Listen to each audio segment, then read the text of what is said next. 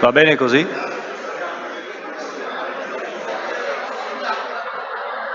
Uno, due, uno, uno, due, prova.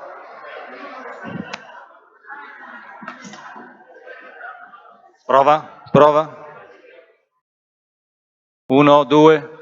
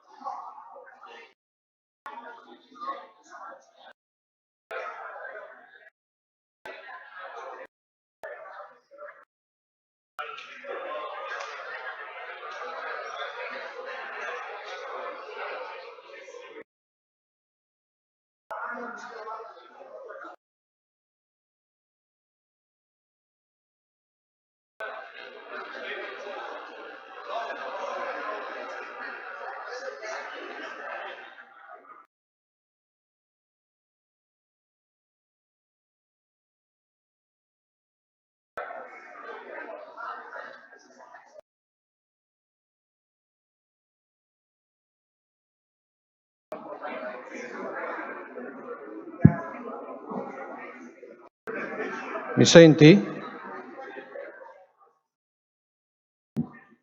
Graziano, come mi senti?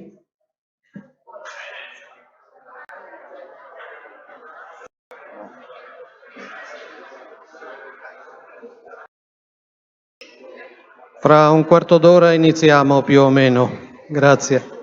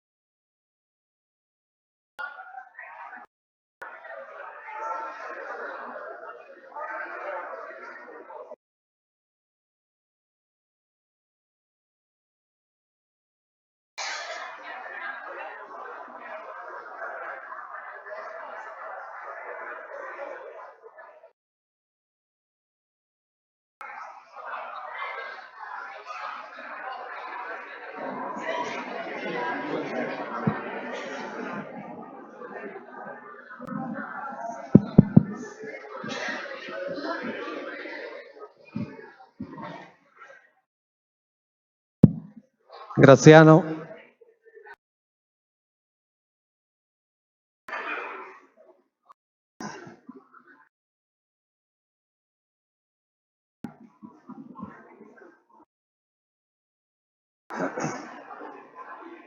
Buonasera a tutti, benvenuti a questo evento.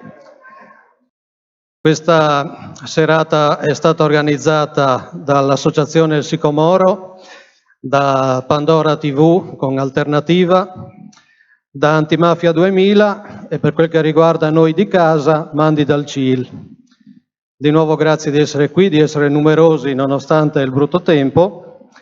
Le tematiche di stasera saranno purtroppo non tanto belle da sentire, ma è la realtà e per fortuna che abbiamo la possibilità di accedere a queste informazioni che altrimenti ci vengono sempre taciute. Seguirà un breve filmato per introdurre praticamente la serata e ricordo a tutti che se ci volete sostenere all'uscita ci sono dei banchetti dove potete lasciare delle offerte o acquistare qualcosa a vostra discrezione. Grazie di cuore e buona serata.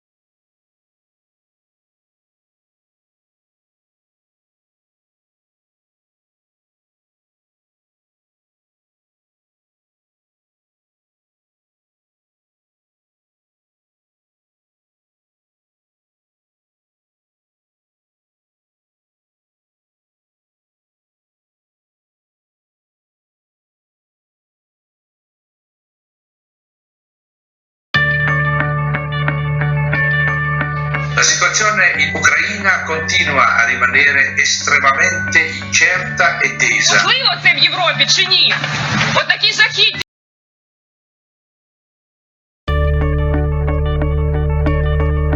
La situazione in Ucraina continua a rimanere estremamente incerta e tesa. Можливо це в Європі чи ні? Отакі жахіття можливі в Європі? Domenica per tutta la giornata tiri d'artiglieria hanno colpito i quartieri residenziali di Donetsk. Stiamo avvicinandosi pericolosamente alle soglie di una guerra mondiale. È in atto una guerra mondiale, la Sicilia ha un ruolo strategico enorme. Il bilancio del pogrom di Odessa del 2 maggio non è quello che credevamo di sapere. La Crimea ha votato per la secessione. Tra poche settimane si voterà qui per il nuovo Parlamento della Repubblica Autonoma di Crimea. Cari amici tutti, abbiamo cominciato con Pandora circa 20 mesi fa. Sembrava un'impresa disperata, non avevamo soldi, non sapevamo dove saremmo andati a finire, ma siamo qui e siamo molto più forti di quanto fossimo allora, molto più forti. Siamo naturalmente una goccia nel mare, ma oramai sappiamo che abbiamo un pubblico grande, siamo più grandi di un grande giornale italiano. Sappiamo che abbiamo un altro pubblico ancora più grande, lo sappiamo perché li incontriamo da tutte le parti, che sarebbe ben lieto di conoscerci se noi potessimo arrivare a loro.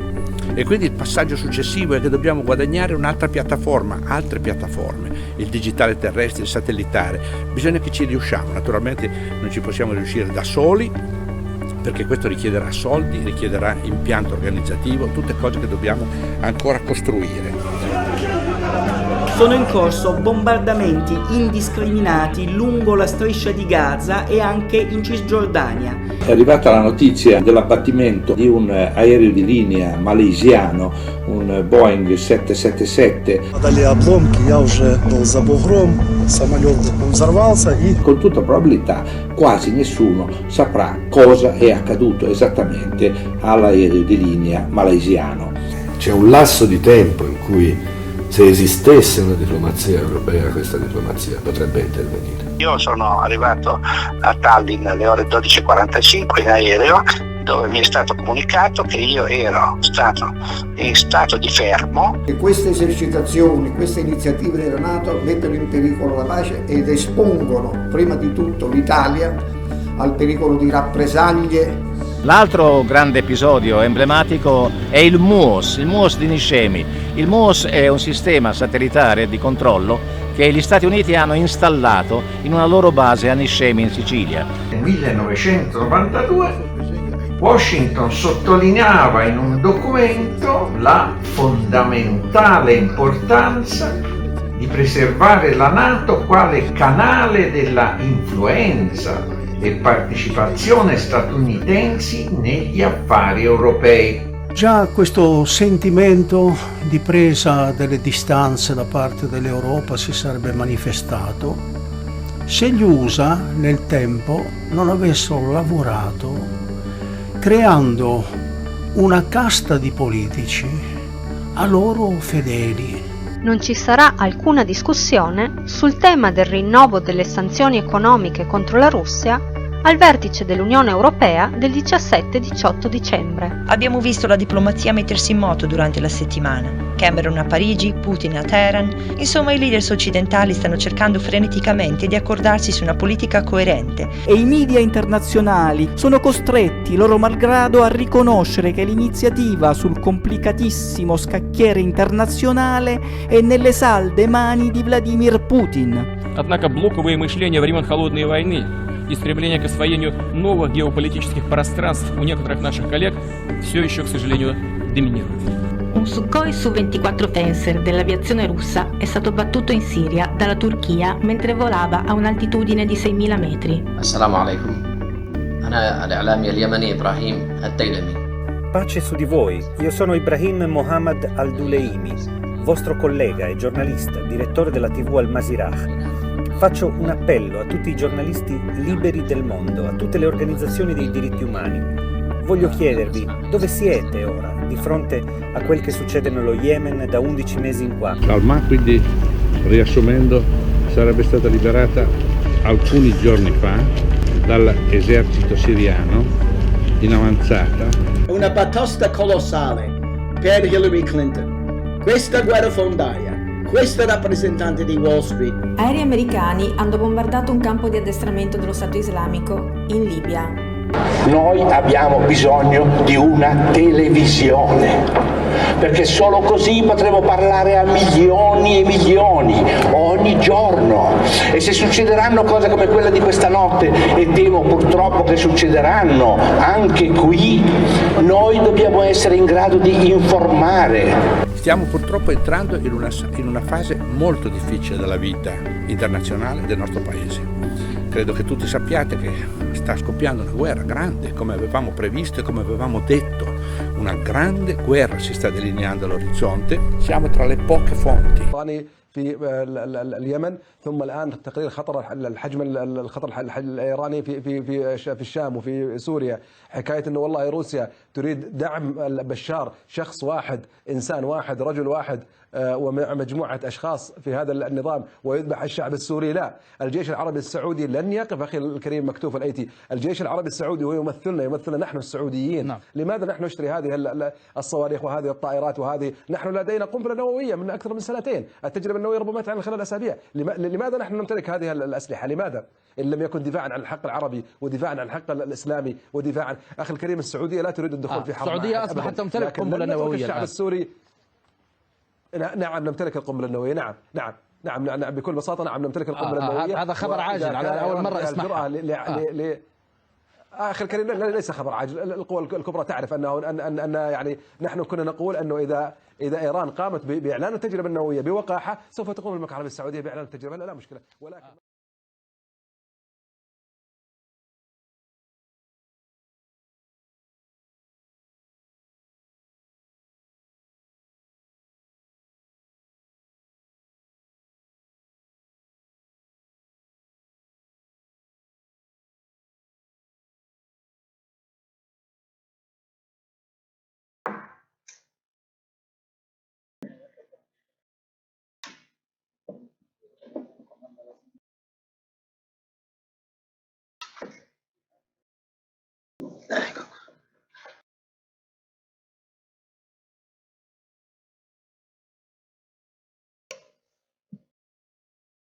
Buonasera a tutti e benvenuti a tutti. Il titolo di questa conferenza è La terza guerra mondiale è in atto, le menzogne degli stati canaglia. Un titolo forte per una situazione internazionale molto forte, altrettanto forte che stiamo vivendo, probabilmente la più forte che ognuno di noi non ha mai vissuto nella sua vita dall'inizio fino adesso. Abbiamo invitato, per capire cosa sta succedendo nel mondo, per capire le cause, per conoscere meglio le conseguenze di questa situazione molto grave, abbiamo invitato 3 relatori.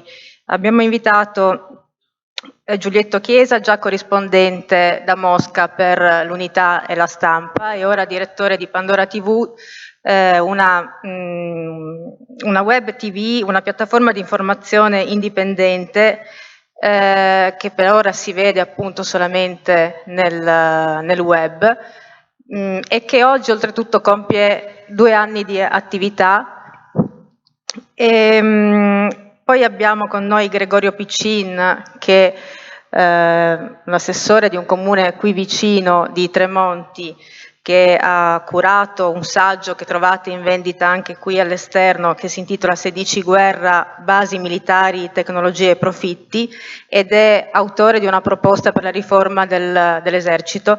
E poi abbiamo qui con noi il direttore della rivista Antimafia 2000, Giorgio Bongiovanni, una rivista che è promotrice da oltre 12 anni del convegno in ricordo del giudice Paolo Borsellino, punto di riferimento per studiosi e cittadini che da ogni parte d'Italia arrivano il 18 luglio proprio a Palermo per ricordare il giudice assassinato.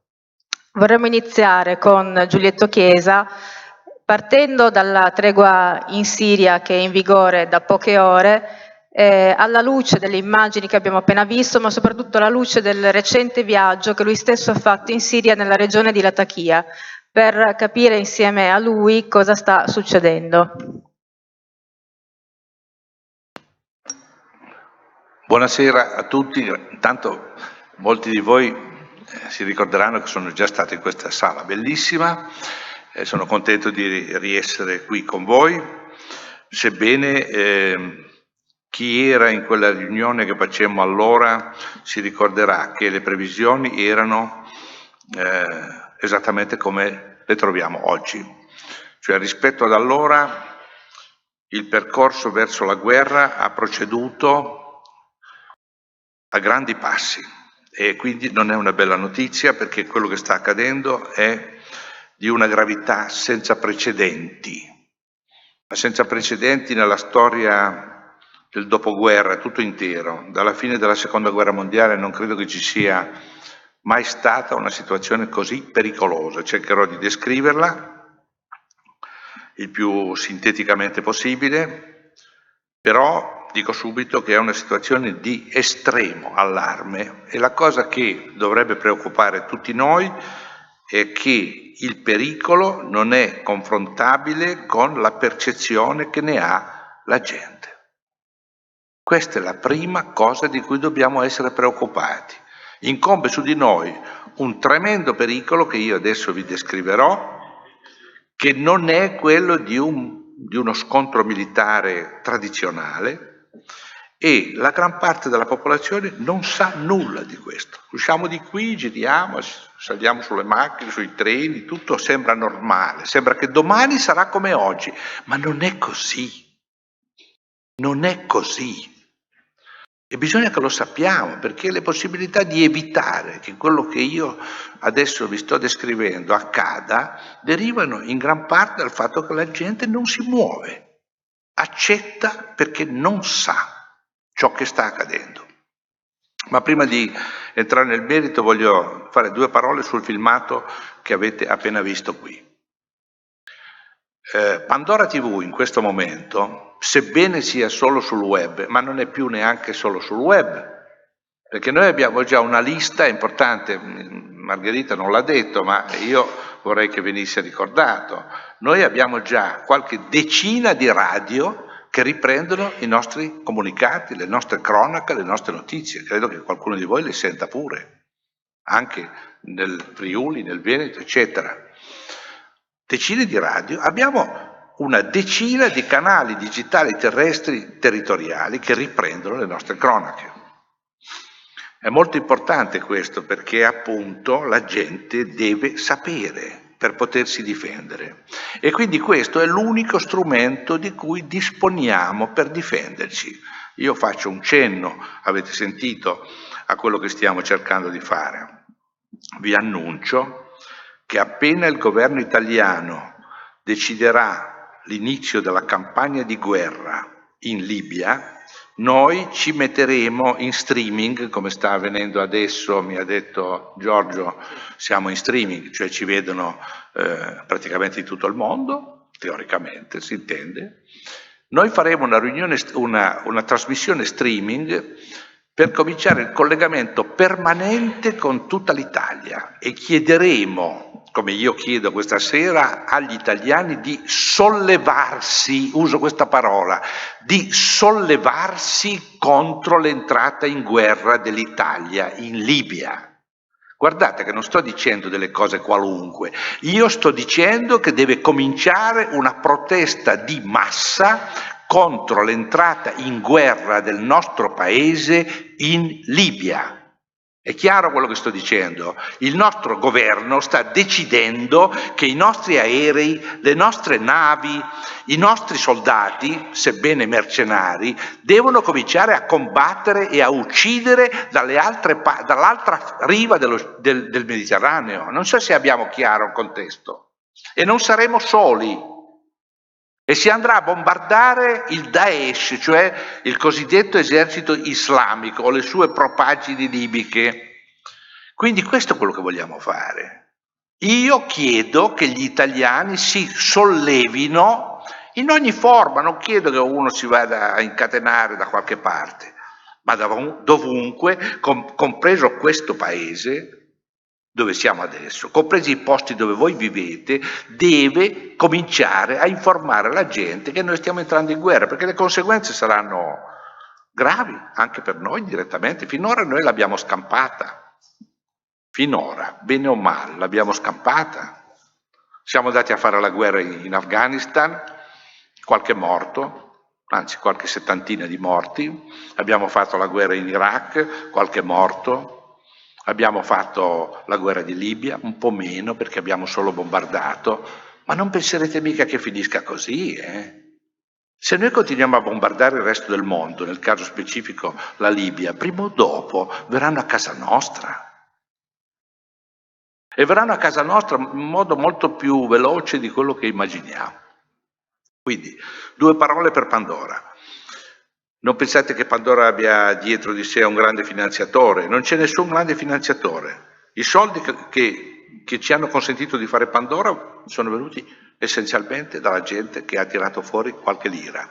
Per cui vi dico subito che io vorrei che qui si facesse una raccolta di denaro. C'è qualcuno che è in grado di mettere un bel paniere, farlo circolare come si fa in chiesa? Ciascuno ci mette €1, siamo in tanti, €1, €2, quello che può, e facciamo un po' di soldi per tenere in piedi quello che avete visto un minuto fa. Perché quello che avete visto un minuto fa è l'unica arma che abbiamo nelle nostre mani. Di fronte a che cosa? Di fronte ai giornali, ai grandi giornali, alla Repubblica, alla Stampa, al Corriere della Sera, il Resto del Carlino e tutti i giornali che leggete tutti i giorni, più tutte le televisioni che voi vedete tutti i giorni, vi stanno tacendo la realtà principale che sta toccando le vostre vite, cioè che stiamo entrando in guerra e che qualcuno morirà. Che vada bene, qualcuno morirà, e se va male moriranno in molti, e se va molto male morirete tutti, perché noi saremo tutti qui le prime vittime di questa guerra. So che sono sgradevoli queste cose da sentir dire, ma è inutile girare intorno al lume. Io vedo molti giovani, non so quanti di loro hanno voglia di giocarsi la sua vita, la loro vita. Perché molti pensano che la guerra sia una cosa in fondo improbabile, lontana. Allora, 2 considerazioni prima di entrare nel merito di altre questioni più concrete. Avete sentito questo imbecille, questo signore col cappello in testa, che diceva tranquillamente, come se niente fosse, ma noi abbiamo già l'arma atomica da 2 anni, le grandi potenze lo sapevano già. Questo signore è uno dei rappresentanti, dei portavoci dell'Arabia Saudita, una monarchia feudale che taglia le mani ai ladri e taglia la testa in piazza di fronte a folle osannanti. Questo è un nostro alleato. Non so se avete chiaro, quel signore che dice che c'ha la bomba atomica e che è pronto a usarla è un nostro alleato. Il nostro governo è andato lì a trattare la vendita e l'acquisto di petrolio e gli stiamo vendendo armi, noi italiani stiamo vendendo le armi con cui l'Arabia Saudita sta bombardando lo Yemen. Come possiamo accettare una cosa del genere in silenzio? Chi sono quei cialtroni, bugiardi che stanno guidando tutta la nostra informazione? Il direttore del TG1, il TG2, il TG3, TG7, TG8, TG9, dove sono? Che cosa ci dicono? Quindi la situazione è questa, ma appunto volevo dire che succede. Una breve descrizione della tregua. In Siria gli scenari di guerra sono 3, ve li voglio descrivere velocemente tutti e 3 perché sono tutti e 3 scenari da guerra mondiale, non uno, ce ne fosse uno solo sarei più tranquillo, sono 3. Tutti e 3 scenari da possibile guerra mondiale. Prima di descriverli però bisogna che voi capiate perché sono da guerra mondiale.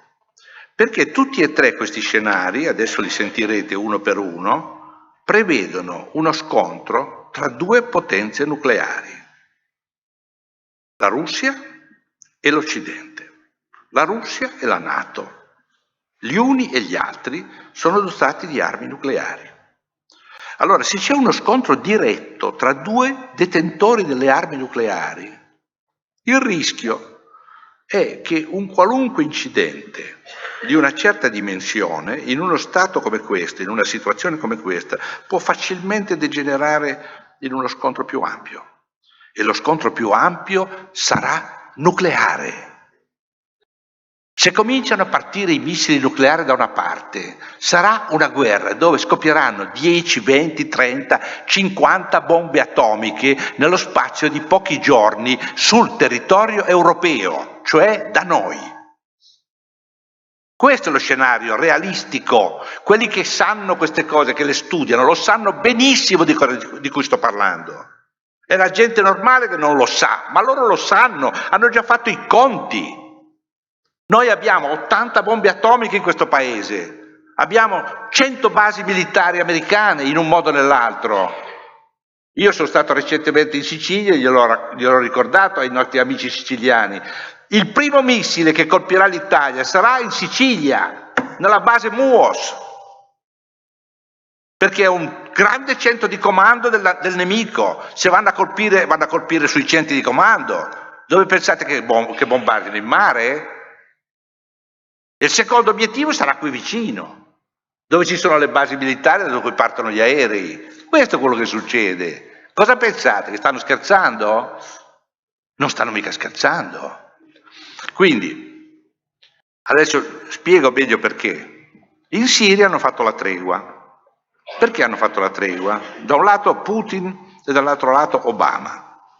Hanno fatto la tregua perché gli uni e gli altri si sono resi conto dell'estrema pericolosità della situazione e hanno cercato in qualche misura di fermarla. Ma vediamo come, un istante.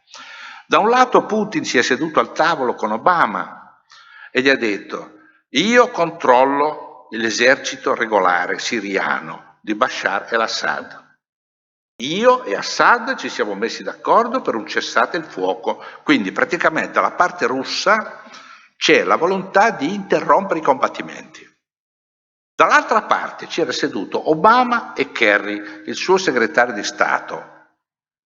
Loro possono controllare i loro? No. Ecco il problema. Obama ha risposto, e va bene, una bella risposta realistica. Noi fermeremo quelli che possiamo controllare. Tra l'altro, lo dico en passant, ammettendo in questo modo che gli Stati Uniti sono alleati di una parte di terroristi sul territorio, una parte. Dicevo bene, quelli li controlliamo noi e non li faremo combattere, ma noi non possiamo controllare tutti. Ecco la risposta dell'Occidente. Perché? Perché quello che sta accadendo in Siria, ed è una novità importante, è che ci sono dei protagonisti che giocano la loro partita, anche a prescindere dagli Stati Uniti d'America. E questi due paesi sono la Turchia e l'Arabia Saudita, entrambi dotati di armi nucleari. Uno è un nostro alleato nella NATO, quindi nostro diretto alleato, appartiene alla stessa formazione militare coordinata di cui l'Italia fa parte. Bene, e l'altro non è un nostro alleato tecnico perché non fa parte della NATO, ma comunque fortemente intrecciato. I suoi armamenti sono gli stessi armamenti nostri. Vi ricordo che l'Arabia Saudita ha una flotta aerea che è più grande di quella della Gran Bretagna. Perché? Perché hanno una valanga di trilioni di dollari ricavati dalla vendita del petrolio e messi tutti nelle banche occidentali. Quindi noi siamo alleati di questa gente.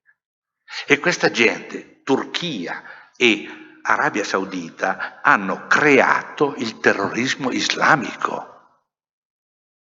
Non so quanti di voi hanno chiaro il concetto, ma la questione è questa. Ci dicono il terrorismo islamico, Daesh, i fanatici musulmani. Ma quali fanatici musulmani? Certo che ci sono i fanatici musulmani, ma con il fanatismo non costruisci un esercito di 50.000 uomini. No, il fanatismo non serve, non basta. Bisogna che qualcuno ci abbia messo miliardi di dollari. Sto dicendo miliardi di dollari, non milioni. perché per armare un esercito di 50.000 uomini e pagarlo per 4 anni abbondanti, bisogna mettere sul conto 4 o 5 miliardi di dollari. È chiaro? Quindi non è che è nato per caso. Li abbiamo visti in televisione, qua e là, con un po' di confusione, le file dei Toyota nuovi di zecca che attraversavano il deserto con le mitragliatrici potenti. Ma sapete quanto costa quella roba lì? Ciascuno di quei camion costava più di 150.000 dollari. Chi è che gli ha dato tutte queste migliaia e migliaia di carri, di guerre, di mitragliatrici, di cannoni? Chi è che gli ha dato i carri armati a questa gente? Il fanatismo islamico? Ma se lo pensiamo siamo degli ingenui. Certo, naturalmente, i direttori dei giornali italiani ci credono tutti. Sono tutti convinti che il fanatismo islamico ha prodotto l'esercito islamico, ma io non ci credo perché faccio i conti e so che cosa significa. E quindi ecco cosa sta succedendo, che il presidente Obama fa la tregua con Putin, ma non può fermare i creatori e gli organizzatori del terrorismo islamico. Sono loro che stanno portando avanti la guerra. Allora io sono un po' pessimista perché leggo che l'Arabia Saudita ha già trasferito tutti i suoi aerei negli aeroporti della NATO in Turchia. Tutti gli aerei dell'Arabia Saudita sono già in Turchia, pronti ad alzarsi in volo. Poi leggo che la Turchia e l'Arabia Saudita dichiarano insieme che sono pronti a mettere i piedi sul territorio della Siria, cioè invadono la Siria. Ma dall'altra parte c'è Putin e c'è l'esercito siriano che sta difendendo il suo territorio. E aggiungo, perché, per essere chiari, che tutti coloro che stanno in questo momento volando sulla Siria o mettendo il piede, gli scarponi sul territorio siriano, sono tutti degli invasori, eccetto uno. L'unico paese che ha pienamente diritto di fare quello che fa in Siria è la Russia. Questo se lo dimenticano tutti. Ma la Russia è entrata in Siria su richiesta del governo legittimo della Siria. Bene, quindi dal punto di vista giuridico internazionale nessuno può dire che la Russia sta invadendo la Siria, ma gli Stati Uniti stanno invadendo la Siria, o l'hanno invasa fino all'altro ieri, e la Turchia sta invadendo la Siria. E l'Arabia Saudita minaccia di invadere la Siria, quindi la situazione è palesemente squilibrata. Adesso Obama riconosce che lui non è in grado di controllare tutta la situazione e Putin risponde: noi non facciamo patti con Daesh, con lo Stato islamico, noi continueremo a bombardare lo Stato islamico, non bombardiamo quelli che smettono. Ma siccome con i terroristi non si tratta, noi continueremo a bombardare lo Stato islamico. E allora la situazione è questa. O il presidente Obama riesce a fermare la Turchia e l'Arabia Saudita, o fra qualche settimana noi ci troveremo di fronte a questo scenario. State attenti, perché questo è quello che si vede già adesso. E credo fondamentalmente che si realizzerà. E cioè che la Turchia e l'Arabia Saudita entrano in Siria, aiutano i terroristi islamici e la Russia avrà di fronte a sé una scelta: o io non bombardo oppure colpisco queste formazioni. E da questo momento in poi noi siamo tutti in balia del destino. È chiaro? Perché se a un certo punto ci sarà uno scontro aereo tra aerei dell'Arabia Saudita, della Russia, della Turchia, è un passo. 2 o 3 aerei che cadono e dopo 2 minuti partono i primi missili. Dopo 2 minuti partono i primi missili. E la Russia ha già dimostrato che ce li ha i missili, per colpire anche a grande distanza. Quindi questo è il primo scenario.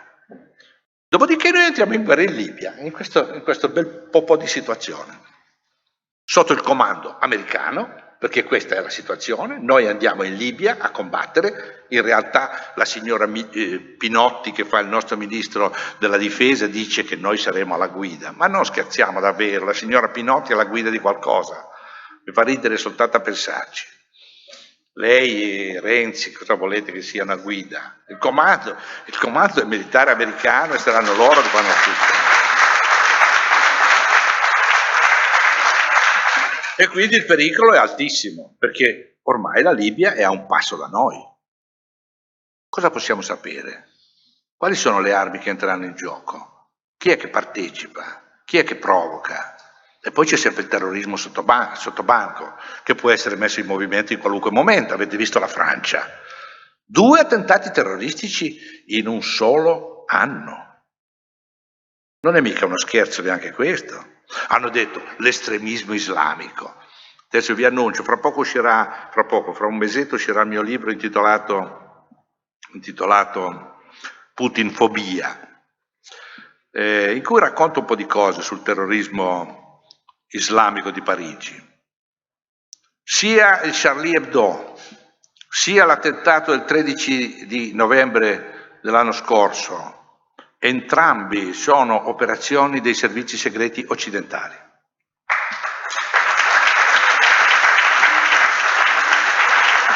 Che hanno ovviamente utilizzato come capri espiatori dei terroristi islamici, fanatici, che di regola sono molto facilmente manovrabili. Ma il segnale è molto chiaro. Tra l'altro non so quanti di voi lo sanno, sicuro il 99% dei presenti non lo sa, ma ve lo dico io. L'indagine sull'attentato del Charlie Hebdo, vi ricordate tutto il grande rumore mondiale, tutti con le magliette scritte Je suis Charlie, eccetera, eccetera. È facilissimo ingannare la gente che non sa, e quasi nessuno sa. Le indagini per trovare i colpevoli dello Charlie Hebdo sono state fermate dal governo francese invocando il segreto militare. Lo sapevate? Non si potrà sapere nulla di ciò che è accaduto nel gennaio a Parigi perché c'è il segreto militare francese. A che cosa serve il segreto militare? Per coprire i terroristi? Ma i terroristi sono morti tutti. Non c'è bisogno di coprirli col segreto militare. Che cosa si vuole coprire col segreto militare? Ve lo dico io. Cosa si vuole coprire? Si vuole coprire la partecipazione all'attentato del Charlie Hebdo da parte dei servizi segreti francesi e di qualche altra potenza straniera. A voi scegliere. Io non lo so. È chiaro? E la stessa identica cosa emerge con gli attentati di novembre del 2000, il famoso attentato del Bataclan. Lo dico, poi se vogliamo entriamo nel merito dei dettagli. Io ho studiato molto attentamente tutte queste storie perché quello che dico lo dico consapevole della mia responsabilità, lo dico in streaming, lo dico apertamente perché so quello che dico. E so che è anche dimostrabile.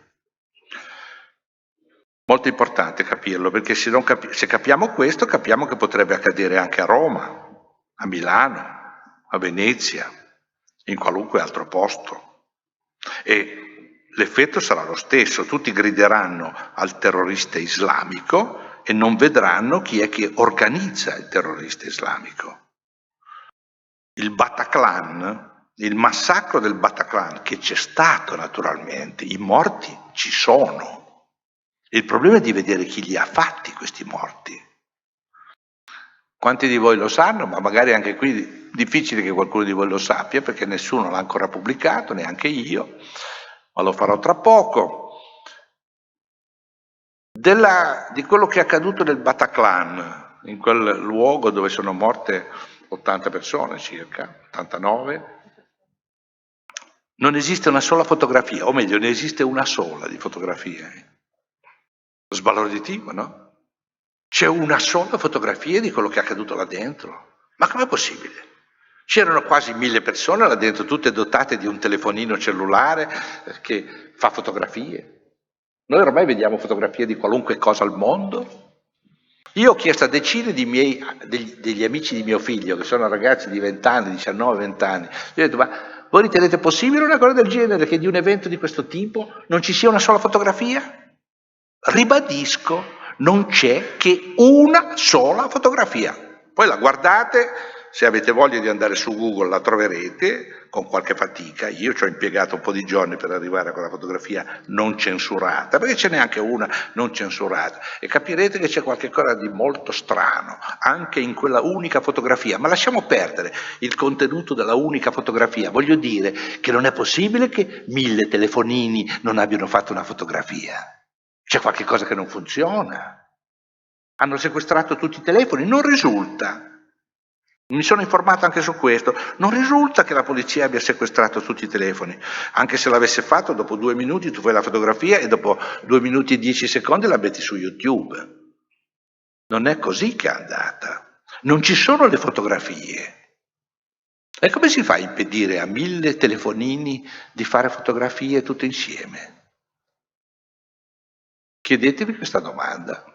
Potevano i terroristi islamici impedire a 1000 telefonini di fotografare tutti insieme quello che era accaduto là dentro? Se qualcuno ha una risposta me la dia. Io non ce l'ho una risposta, ma è molto strano, molto strano. Si può per esempio immaginare che ci siano delle apparecchiature in questa sala che opportunamente sistemate impediscono a tutti i telefonini che sono qui presenti di agire. Ci sono queste apparecchiature, lo sappiamo benissimo. E chi ce le ha messe? I terroristi che sono stati ammazzati tutti quella sera? Non credo. Non è previsto, nessuno l'ha raccontato. Quindi la versione ufficiale che ci hanno dato non avevano segnale. È falsa. È chiaro quello che sto dicendo? Quello che ci hanno raccontato di quello che è successo è falsa. Poi ciascuno troverà la sua. Ma dire che è falsa si può già adesso, perché ci sono troppe cose inspiegabili. Non vorrei, so che racconto delle cose curiose naturalmente, ma ne aggiungo ancora una, tanto perché voi potrete poi verificare, perché pubblicherò tutte queste cose con molto dettaglio. Ci sono stati quella sera, pare, 5 kamikaze che si sono fatti esplodere in vari posti di Parigi, 3 dei quali vicino allo stadio di Parigi. Sapete quanti sono i morti che hanno fatto questi 4 attentati kamikaze? Kamikaze vuol dire uno che, sapete, no, quello che si uccide, che uccide quelli che gli stanno intorno. No, che senso ha uccidersi senza uccidere nessuno? Beh, è interessante rilevare i 4 attentati che ci sono stati quella sera del 13 di novembre a Parigi. 4 dei 5 attentatori hanno ucciso una sola persona. Una sola persona. Il primo si è fatto esplodere arrivando in ritardo allo stadio. Dentro lo stadio c'erano 80.000 persone, c'era il presidente della Francia. Ma lui si è fatto esplodere fuori dallo stadio arrivando in ritardo e essendo respinto ai tornelli per entrare, fa 20 metri indietro e si esplode. Puff, ammazza un passante che stava di vicino, per caso. L'unico morto è stato questo, perché il numero 2 si è fatto esplodere da solo in una via laterale. Stava vicino alla vetrina di un negozio che non è saltata per aria neanche la vetrina, si è solo incrinata, e sono 2. Si uccidono per uccidere se stessi? Ma si sono messi la cintura esplosiva per uccidere se stessi? Ma che kamikaze è questo qui? A che cosa serve far morire qualcheduno o uccidere se stessi per non uccidere nessuno? Non ha senso. Il terzo, ancora peggio, ci sono i testimoni della polizia che dicono che è esploso mentre stava scappando in un vicolo cieco dove era solo.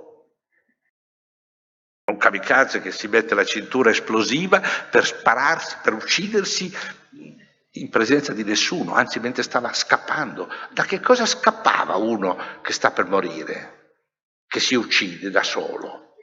E il quarto è il più clamoroso di tutti. Il quarto va sul Boulevard Voltaire, si siede nella terrasse del caffè, cioè sul marciapiede esterno, chiama la cameriera per ordinare, la cameriera arriva e lui, puff, esplode.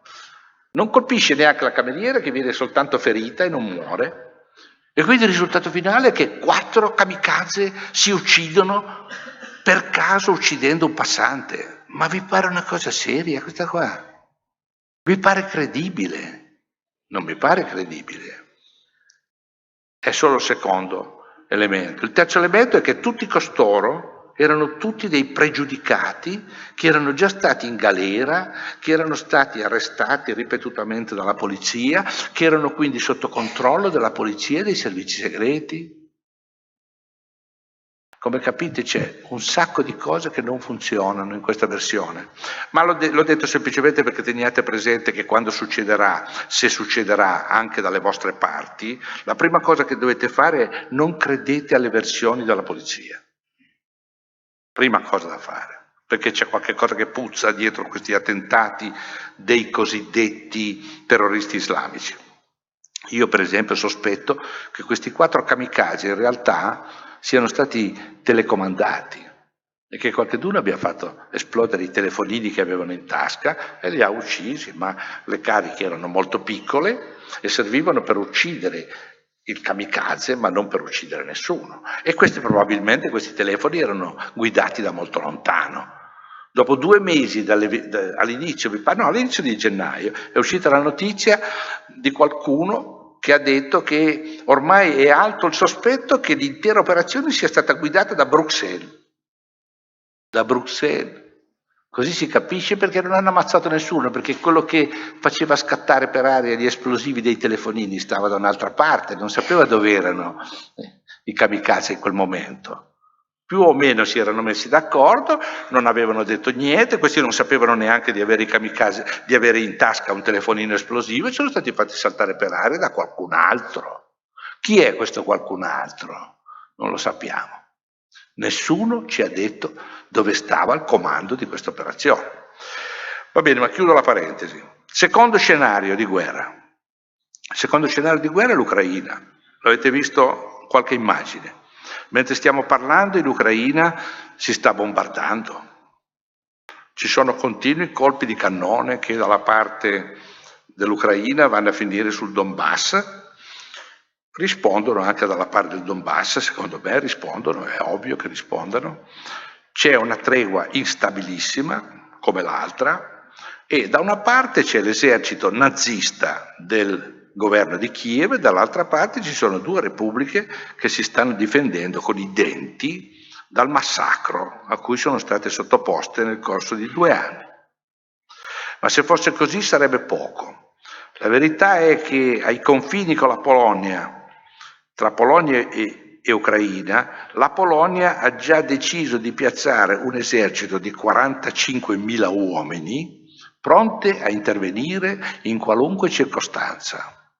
Quindi c'è già un esercito polacco ai confini con l'Ucraina pronto a intervenire in caso di inasprimento del conflitto e ci sono in Ucraina le truppe americane che stanno istruendo i battaglioni nazisti Azov e compagnia che stanno agendo alla frontiera con il Donbass, più un certo numero rilevante di mercenari che sono polacchi, come si chiama, estoni, lettoni, lituani, inglesi, francesi, qualche italiano, eccetera, eccetera, che sono già in territorio ucraino, vicino ai confini con la Crimea. E lì ci sono anche 2 battaglioni del Daesh, cioè dell'esercito islamico che la Turchia ha trasferito in Ucraina. Di questo ci sono già informazioni dettagliate. E quindi può scoppiare da un momento all'altro, dipende da chi guida, dipende da chi decide. Ora, negli Stati Uniti il presidente Obama quanto conta? Vi ho detto prima quanto conta. Ormai è un'anatra zoppa che può fermare. Dall'altra parte c'è il generale, il ministro della difesa Ashton Carter, c'è il capo della CIA Brennan, c'è il capo di Stato Maggiore dell'esercito americano che vanno per conto loro. C'è la National Security Agency che fanno per conto loro. L'ambasciatore americano a Kiev ha al comando un intero distaccamento della CIA che guida praticamente i servizi segreti della Ucraina, e quindi la situazione è altamente instabile. Da un momento all'altro noi potremo assistere a una ripresa su grande scala della guerra che provocherà un altro massacro.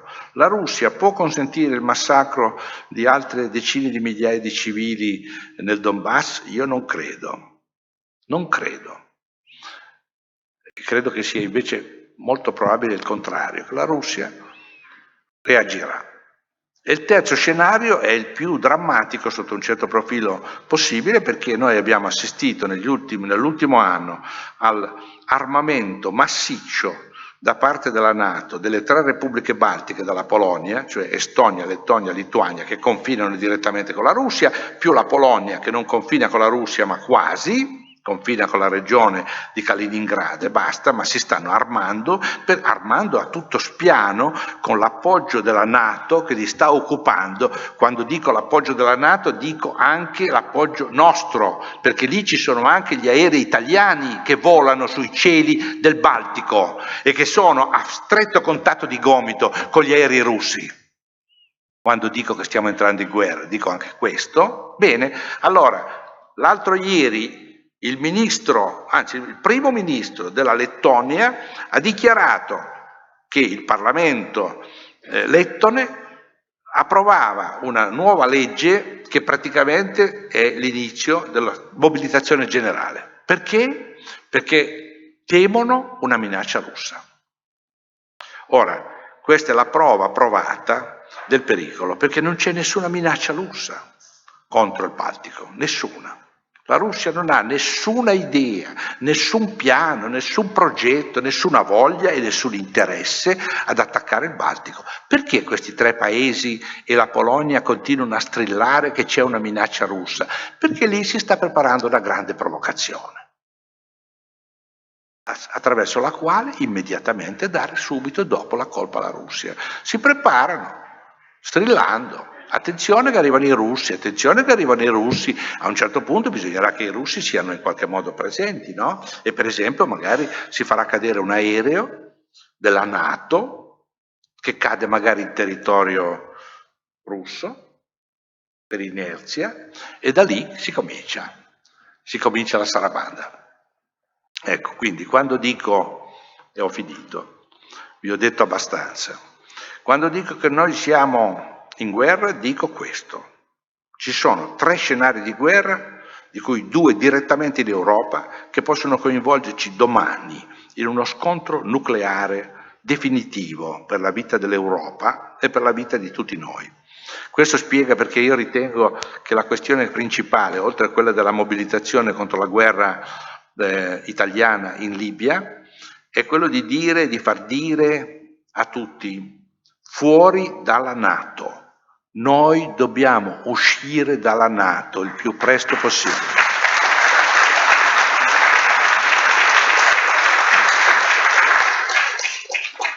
Per ragioni pratiche di sopravvivenza e per ragioni morali, perché avere come alleata la Turchia e l'Arabia Saudita io credo che dovrebbe riempirci innanzitutto di vergogna. Noi dobbiamo far sì che questa parola d'ordine diventi una parola d'ordine di tutti.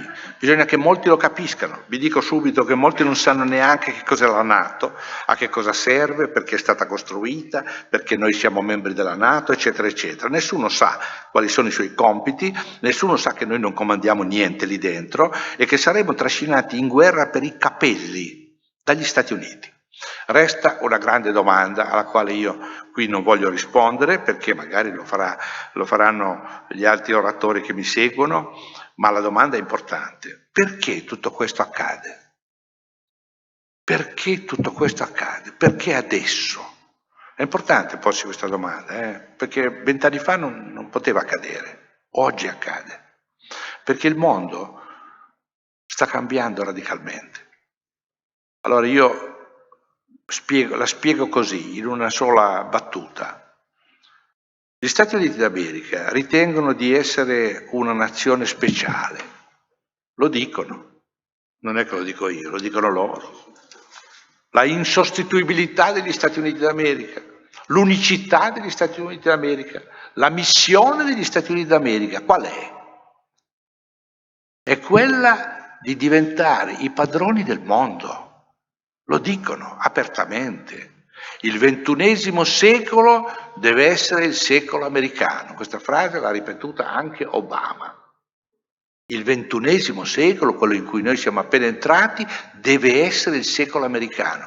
Io quando sento questa frase raggelo, sento lungo la schiena un brivido. Perché questo significa niente meno e niente più che dire al resto del mondo: noi vi schiacceremo, noi saremo i dominatori, che voi lo vogliate o che voi non lo vogliate. Il problema però è questo: quanto c'è di realistico in questa frase? Nulla. Il mondo del XXI secolo è un mondo di 7 miliardi di persone, che sta crescendo vertiginosamente. Dentro questo mondo ci sono giganti come la Cina, come la Russia, come l'India, come il Brasile, che non accetteranno questo dominio. E l'idea che 320 milioni di americani possano dominare il XXI secolo è un'idea senza senso, o meglio, è un'idea che ha un senso solamente se prevede la guerra mondiale. Non ha altro senso. E ripetere questa frase significa minacciare tutti noi. Il XXI secolo non sarà il secolo americano, sarà un secolo in pace e democratico teoricamente, se non ci sarà la guerra. Oppure sarà la fine dell'umanità così come noi la consideriamo. Il pericolo che corriamo è questo, e la ragione che abbiamo di fronte è questa, che c'è una parte del mondo che è impazzita, che vuole il suo dominio a tutti i costi. E credo che il compito che abbiamo è quello di vedere se riusciremo a fermarla. Grazie per l'attenzione.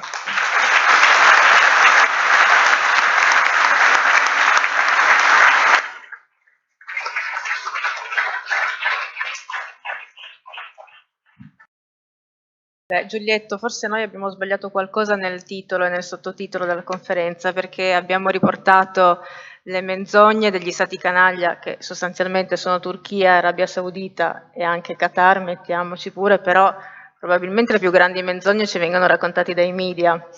Ma su questo magari possiamo approfondire dopo con le domande. Volevo intanto ricordarvi che al di fuori della sala trovate i moduli per la raccolta delle firme per l'uscita dell'Italia dalla NATO per un'Europa neutrale. E a proposito di questo darei la parola a Gregorio Piccin con la sua proposta di un esercito diverso da quello che abbiamo ora, con delle funzioni e dei compiti diversi. Prego.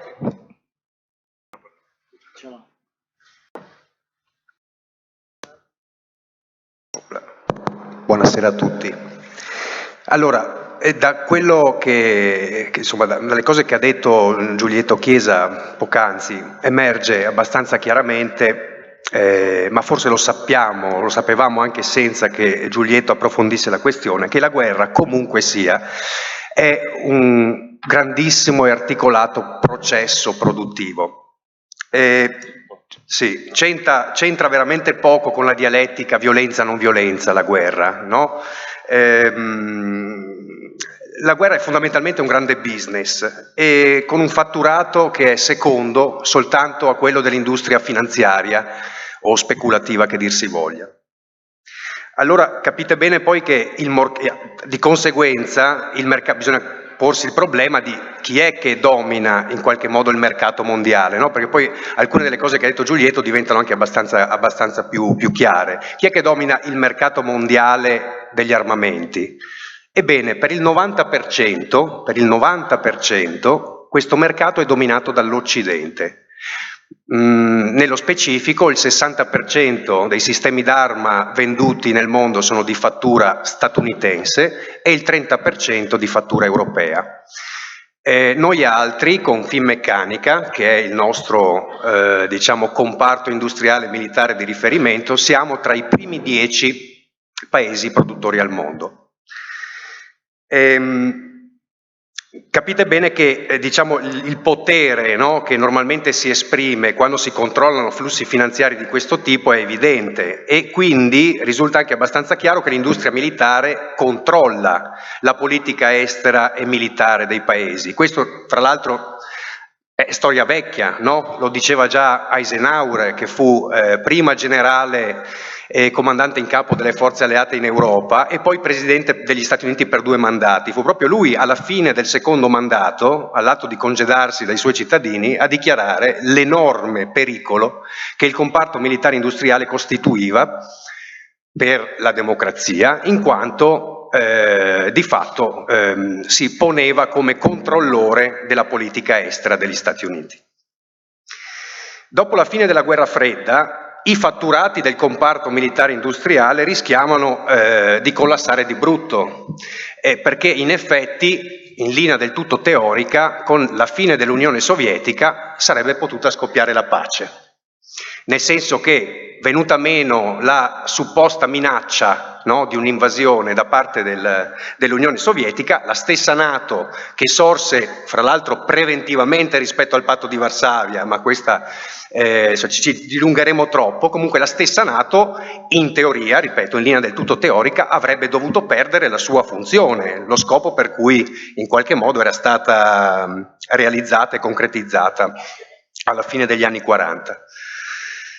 Ecco allora che di fronte a questo tremendo rischio che potesse scoppiare la pace, viene avviata dagli Stati Uniti una nuova, inedita, imponente fase belligerante, il cui segnale di inizio consistette nella prima guerra del Golfo nel 1991.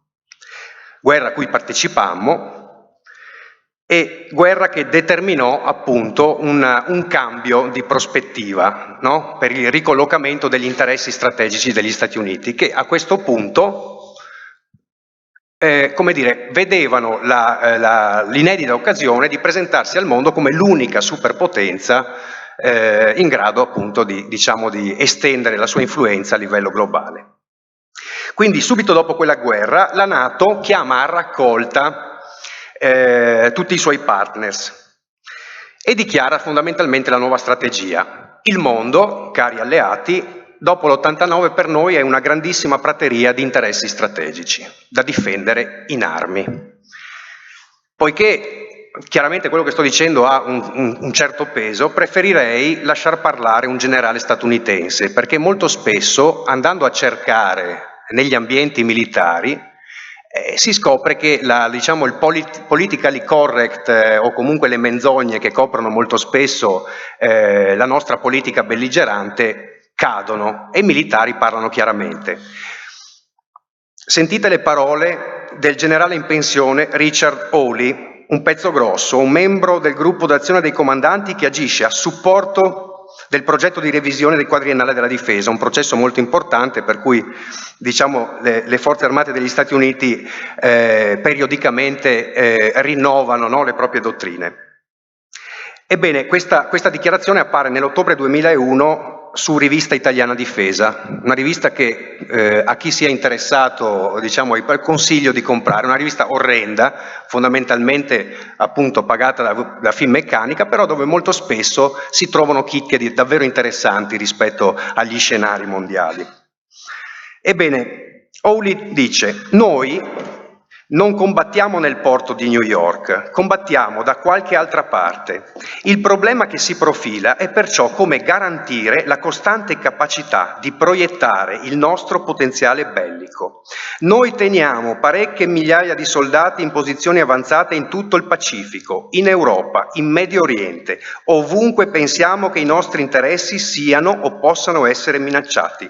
Facciamo inoltre affidamento su un adeguato tempo di preavviso che ci consenta di schierare altre forze a fianco di quelle già schierate in posizioni avanzate. A quel punto combattiamo le nostre guerre, le vinciamo, torniamo a casa e ci riorganizziamo. Tutti i nostri piani operativi funzionano in questo modo. Abbastanza chiaro, direi, no? I nostri interessi, le nostre guerre ovunque. Ora è chiaro che, torniamo un attimo alla situazione post-89, quando gli Stati Uniti chiamano raccolta gli alleati per, come dire, rilanciare la belligeranza a livello globale. È chiaro che per mantenere gli standard, no, di proiettabilità verso l'esterno che il generale Hawley, di cui il generale Hawley ci parla, gli eserciti di leva che gli Stati Uniti avevano approntato in Europa in funzione difensiva contro l'ipotetica invasione dell'Unione Sovietica non erano più utili allo scopo. Perché la forma, diciamo, della leva, l'utilizzo della leva è fondamentalmente territoriale e difensivo. Non è concepibile, diciamo, una partecipazione a missioni come in Iraq, in Afghanistan, con un esercito di leva, per il semplice fatto che il soldato di leva, il coscritto, per essere mandato in guerra, ha bisogno che qualcuno la dichiari la guerra. E la guerra, se avete notato, non la dichiara più nessuno. Nessun politico si assume oggi la responsabilità di dichiarare ufficialmente la guerra e di mobilitare le proprie forze armate. Quindi, diciamo, quel tipo di forma di esercito non era più utile. E gli Stati Uniti chiaramente suggeriscono il loro modello, che era quello di tipo professionale. Perché per stare al passo con quegli standard di proiettabilità era necessario disporre di un esercito professionale. Professionale significa volontario, questo è il primo tema. Il problema era soprattutto giuridico, come vi ho detto, per poter mobilitare il Naione, io ho fatto il militare, il militare di leva, no? Nessuno avrebbe potuto prendermi e obbligarmi ad andare a combattere in Iraq se io non l'avessi voluto, avrebbero dovuto chiedere il mio consenso. Ora, nel momento in cui io organizzo un esercito professionale, faccio in modo che preventivamente colui che si candida a diventare soldato mi dà la sua, come dire, disponibilità ad essere mandato all'estero. In questo senso parlo di un contesto giuridico necessario creato dall'esercito professionale, che l'esercito di leva non garantiva. Cioè oggi intendo dire i nostri governi, hanno bisogno di eserciti anche numericamente inferiori, però costituiti da persone che si dichiarano disponibili ad andare all'estero per contratto. Altra questione, non è possibile mantenere l'occupazione di un paese, mi riferisco appunto all'Afghanistan piuttosto che all'Iraq, ma pensiamo anche al Kosovo, eccetera, con un esercito di leva. Perché? Perché il servizio militare, ripeto, a meno che non si dichiari guerra, per cui a quel punto la coscrizione può durare anche 2 o 3 anni, ma se non si dichiara guerra, il servizio militare durava 10 mesi. Allora voi capite bene che in 10 mesi un soldato non può essere addestrato, no? Avere il tempo di essere addestrato per essere integrato in corpi di spedizione adeguati agli standard statunitensi e poi, terminato il periodo di addestramento costosissimo, perché chiaramente parliamo di come dire, addestramento al combattimento, no? La durata della leva era 10 mesi, non può essere mandato in teatro di guerra e poi, come dire, richiamato dopo 2 mesi di attività. Cioè questa cosa non funziona e quindi anche qui altra questione legata all'esercito professionale, la ferma di almeno 4 anni. Ecco che in 4 anni le forze armate hanno il tempo, 1, di capire, diciamo, di fare una selezione e 2, di garantirsi la vitale rotazione, no, nei contesti di guerra. Questo tipo di esercito, io poi magari lascio che siano anche le domande, perché come dire, mi è capitato in altre occasioni di avere di fronte una certa, come dire, ostilità rispetto alla proposta, capisco che possa suonare piuttosto poco digeribile, però la proposta è chiaramente quella di ripensare ad una forma di leva per le nostre forze armate. Il tema chiaramente non è quello di una nostalgia e di un ritorno a quella che è stata la leva della guerra fredda, anche perché la stessa leva della guerra fredda era ingessata nei piani strategici statunitensi, d'accordo? Era un sistema delle forze armate elefantiaco, impregnato di nonnismo e assolutamente ipertrofico. Pensiamo al Friuli, alla nostra regione. In Friuli erano concentrati il 70%, era concentrato il 70% della capacità operativa delle forze armate, perché il Friuli era il punto di frizione fisico, no, con il blocco avversario. Ma dagli anni 60, gli anni in cui diciamo, l'equilibrio nucleare tra le due potenze era stato raggiunto, questa diciamo, fortificazione esasperata che ha portato a, diciamo, a estendere le servitù militari al 45% del territorio del Friuli, era del tutto inutile, perché come succede oggi, il confronto tra i due blocchi, il confronto militare, si sarebbe risolto in una guerra nucleare e a quel punto tutte queste fortificazioni fondamentalmente non servivano a nulla. Quindi noi quando pensiamo ad una riforma delle forze armate non dobbiamo pensare a un ritorno a quel tipo di modello, ma dobbiamo fare i conti con quella che è la realtà oggi del nostro Paese.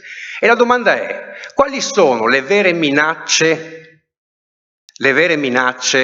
diciamo, rivolte contro i cittadini di questo Paese? Io direi che piuttosto che barbuti terroristi, molto spesso prodotto delle nostre stesse azioni, no? A livello internazionale, potremmo pensare che le vere minacce alla nostra sicurezza sono i terremoti, le alluvioni, il dissesto idrogeologico, la contaminazione dei terreni, gli incendi.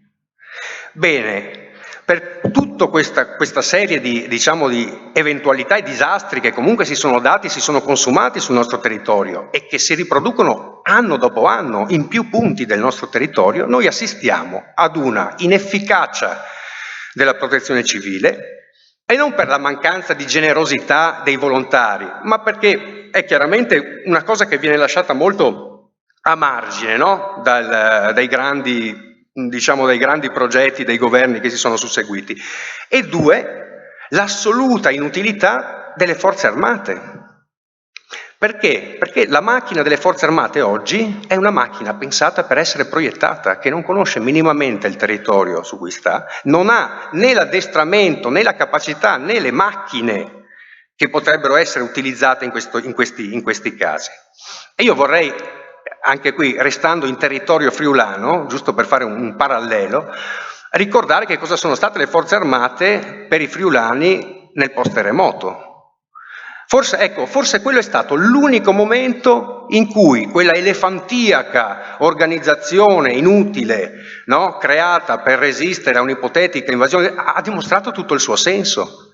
È stata fondamentale.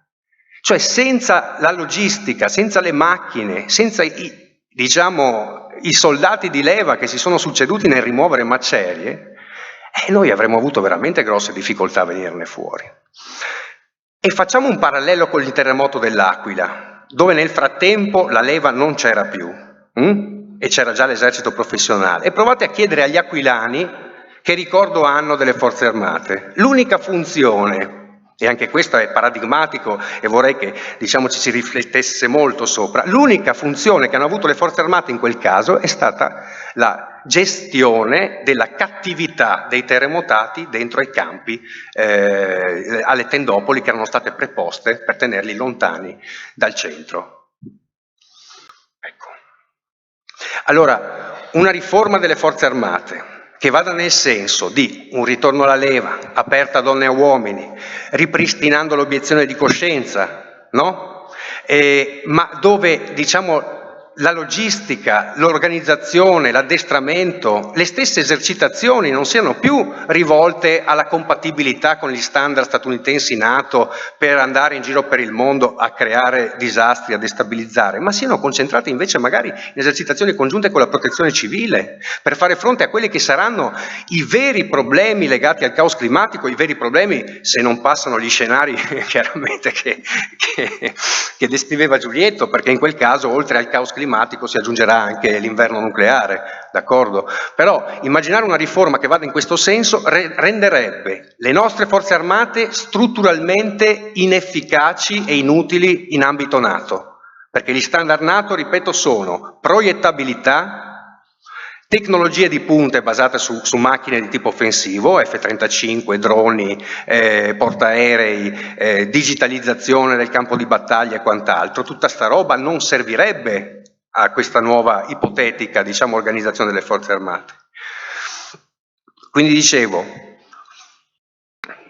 non compatibilità con gli standard NATO, la possibilità di ripristinare l'obiezione di coscienza, che è un istituto di civiltà importante e che costituisce la linfa vitale del no profit.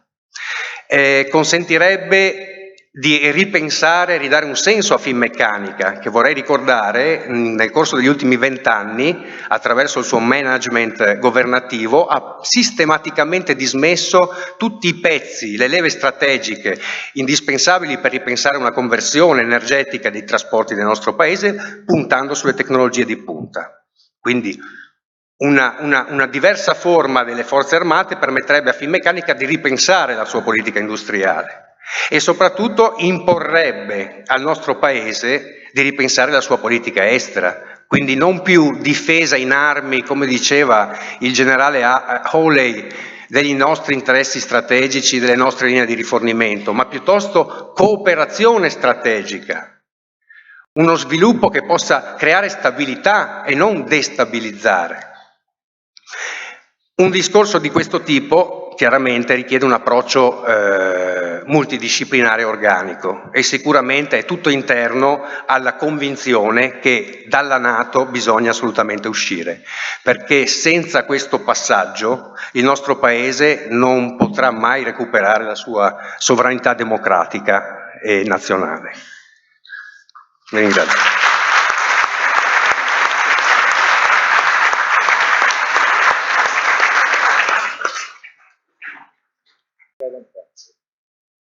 Grazie Gregorio.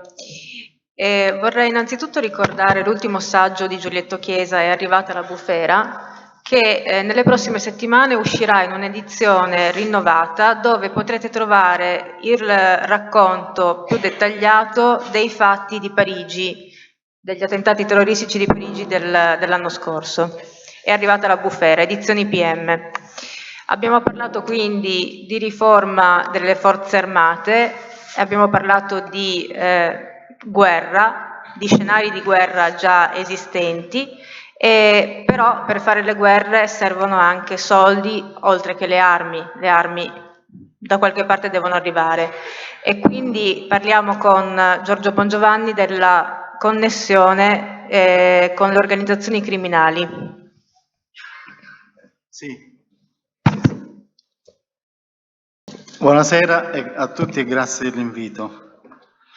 Allora, io ho delle emozioni che vi voglio subito esprimere, manifestare. Quello che ho sentito da Giulietto, ma anche dall'altro collega, mi ha emozionato. E voi potreste pensare, ma questo è matto, si emoziona su situazioni che il giornalista Giulietto Chiesa sta esprimendo, catastrofiche, drammatiche. Mi sono emozionato perché ho visto un bambino entrare di corsa, un bambino di colore che io conosco, e mentre Giulietto spiegava quello che può succedere con dati di fatto, qui non stiamo parlando di teologia, stiamo parlando di fatti. Tra l'altro siamo tutti giornalisti, qui Giulietto è un nostro fratello maggiore sul campo del giornalismo, quindi noi cerchiamo di raccontare dei fatti e poi anche facciamo qualche commento, ma poi siete voi ad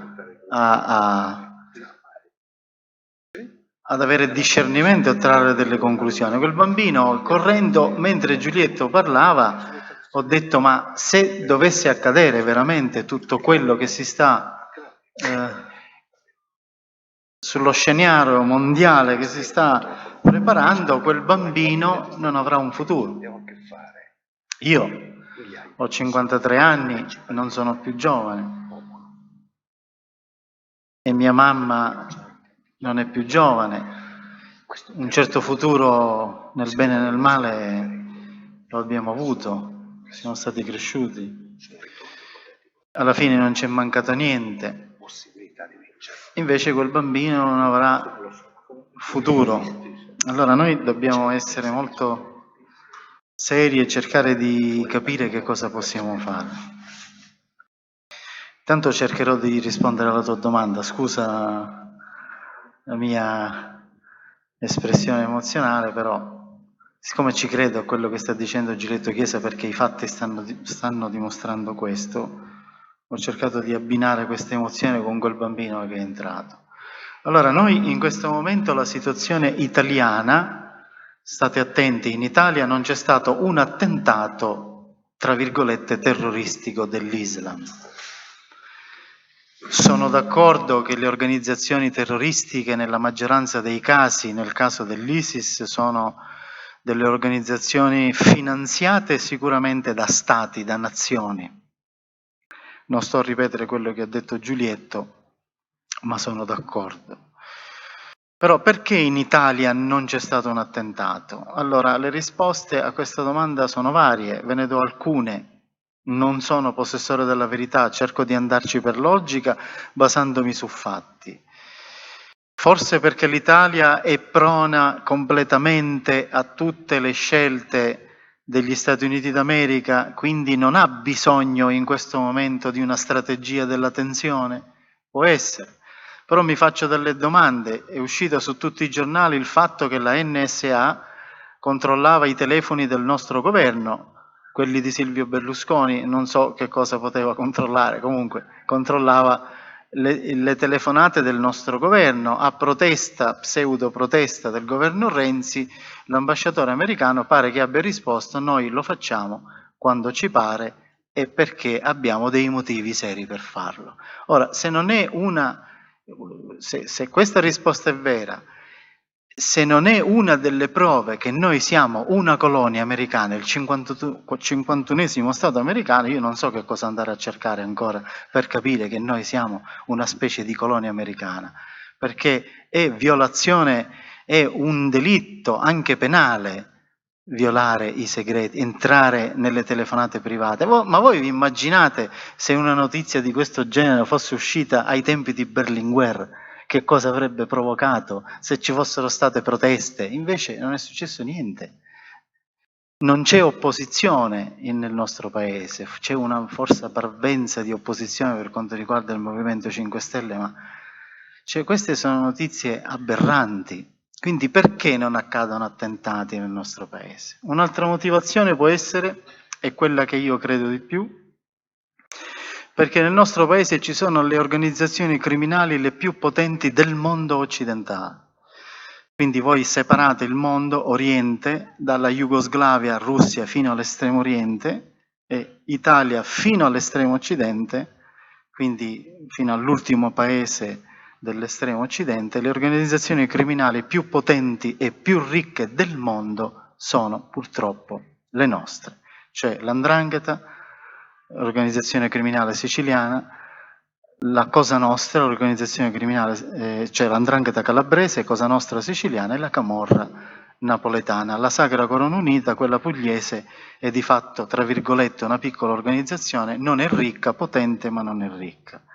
Queste 4 organizzazioni criminali, la prima l''ndrangheta, la seconda Cosa Nostra, la terza la Camorra e la quarta la Sacra Corona Unita, in Italia ogni anno, tutti gli anni, fatturano, tra virgolette, cioè guadagnano 150 miliardi di euro in contanti. Questo è un dato della Direzione Nazionale Antimafia, cioè dell'organo ufficiale, e anche un dato dell'Istat, sono organi che studiano, e anche dell'Europa. Figuratevi che l'Unione Europea, Giulietto, l'Unione Europea dice, mette nel bilancio italiano i soldi delle organizzazioni criminali per farci rimanere all'interno dei 7 paesi più ricchi del mondo. A loro non interessa se sono in nero o in bianco. L'Italia produce, anche oltre alle produzioni illegali, 150 miliardi di euro e l'Unione Europea li inserisce all'interno del bilancio italiano e per far sì che l'Italia possa rientrare nei 7 paesi più ricchi del mondo. Quindi questo è un dato non inquietante, drammatico. Ora, questi 150 miliardi di euro, rispondo alla tua domanda, all'anno, in contanti, 80 miliardi di euro li guadagna solo l''ndrangheta con il traffico di droga. Quindi voi immaginate la Calabria, la nostra bellissima Calabria, ha una produzione di denaro di fatto più forte della California. La California è la prima regione al mondo in prodotto interno lordo come regione. Là lo chiamano Stato, noi le chiamiamo regione. La Calabria batte la California con il traffico di droga. Hanno sequestrato quest'anno 1 o 2 tonnellate di droga. I procuratori di Reggio Calabria che io intervisto ci dicono che sequestrano solo il 10% della droga che l''ndrangheta produce nel mondo. L''ndrangheta ha famiglie in tutto il pianeta Terra, così come Cosa Nostra ce l'ha in Canada e negli Stati Uniti. Questi soldi sono dei soldi che servono a tante cose. Il capo della mafia siciliana attuale, cioè forse non il capo ma uno dei più grossi boss, si chiama Matteo Messina Denaro. Un grosso collaboratore di giustizia, Antonino Giuffrè, braccio destro di Provenzano, braccio destro di Riina, ci ha detto che Matteo Messina Denaro, guarda caso, è l'unico latitante, e ha detto al colloquio, al dialogo con le organizzazioni terroristiche, quelle soprattutto vicine a noi, Libia, Algeria. È libero, non è stato ancora catturato, non lo trovano.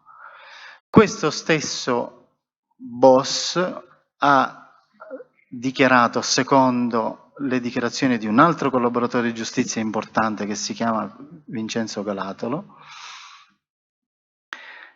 che un giudice deve morire a Palermo perché si è spinto oltre. Stiamo parlando di magistrati della direzione distrettuale antimafia di Palermo che stanno facendo il processo trattativa mafia-Stato. Quindi questo boss, ci dicono, ha rapporti con i terroristi. Quindi cerchiamo di allacciare questi magli della catena. Se Giulietto ha detto che è probabile che le organizzazioni terroristiche sono dei mercenari finanziati da nazioni addirittura, ora se questi capi dei terroristi fanatici, tra virgolette, in Sicilia hanno relazioni probabili con la mafia, quindi le organizzazioni criminali italiane hanno in un certo senso un compito nell'ambito della strategia della crisi internazionale non indifferente. Io ho tanta paura, una paura gigantesca, che oggi, in questo momento, la lotta contro la mafia ritorna ai tempi di Falcone e Borsellino, quando la mafia era strategicamente utile agli Stati Uniti d'America per combattere il comunismo. Oggi i magistrati si trovano di fronte a delle realtà drammatiche, sono isolati, non sono appoggiati, arrestano solo capi militari, i grandi rapporti mafia-massoneria, mafia-politica non riescono ad andare avanti. E la mia paura è questa, Giulietto, che la mafia oggi deve ritornare per strategia di politica internazionale ad essere come lo fu lo sbarco degli americani, come lo fu durante la guerra fredda, ad essere queste organizzazioni criminali devono essere di garanzia per evitare che certe operazioni strategiche internazionali qualcuno le possa ostacolare. Ecco perché mi spiego, eravamo a un passo dalla vittoria contro la mafia e ad un certo punto è cambiato tutto. Che cosa è cambiato? Che i governi non appoggiano i magistrati impegnati a sconfiggere completamente queste organizzazioni criminali. Quindi io penso questo, Margherita, penso che i soldi delle mafie sono dei soldi mi hanno detto procuratori, io non parlo perché per fede, io parlo di quello che mi hanno riferito i magistrati e che io poi pubblico. Ovviamente non mi riferiscono, non possono le indagini segrete, ma quello che sta emergendo nei processi o negli atti depositati lo possiamo dire. Cosa possiamo dire? Che i soldi delle organizzazioni criminali, Giulietto, possono comprare titoli di Stato. Loro stanno comprando titoli di Stato e stiamo parlando 50, 100, 30, 20 miliardi di euro. Quindi quando una qualsiasi compagnia monetaria, finanziaria, compra dei titoli di Stato di un paese, significa che ha voce nel comandare quel paese.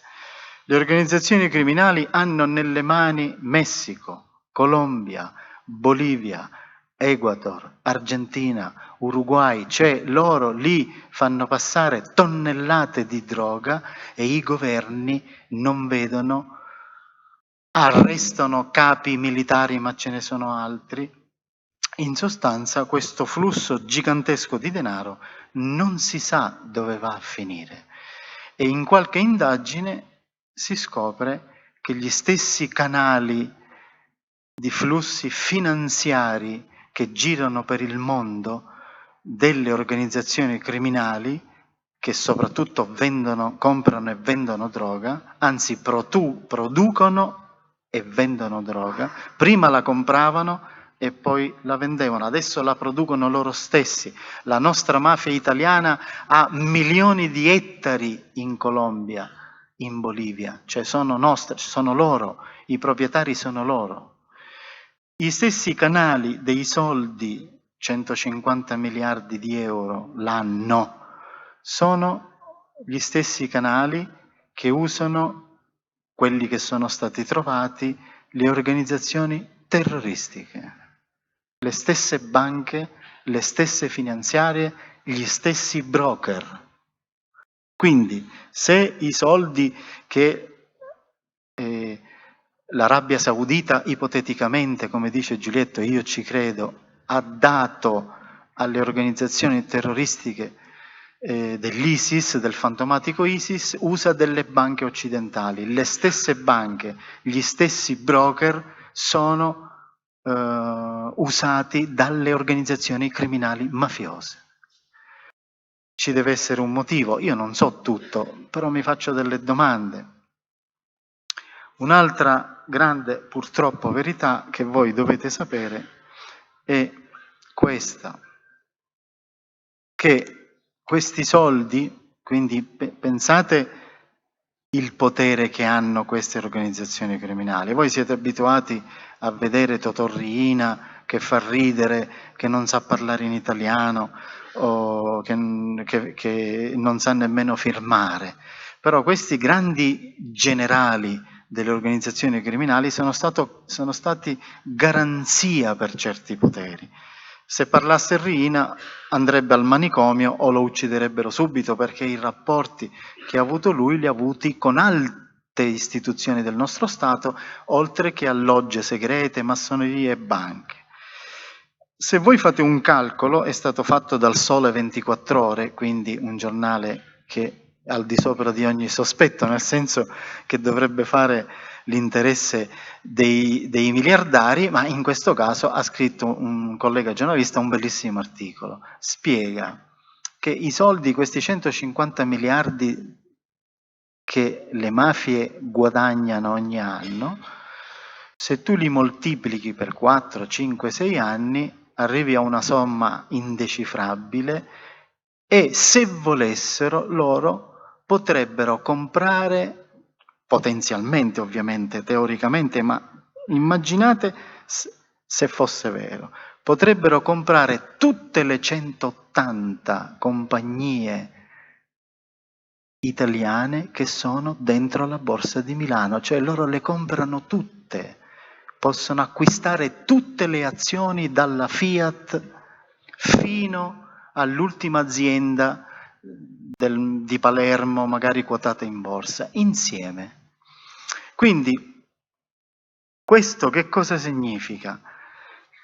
Adesso andiamo alla situazione internazionale, che l'Italia ha un ruolo fondamentale se ci sarà una guerra, fondamentale, perché l'Italia in nero produce una quantità di soldi che servono immediatamente per far circolare armi, far circolare tutto ciò che potrebbe servire alla CIA, agli Stati Uniti, a operazioni in nero, illegali.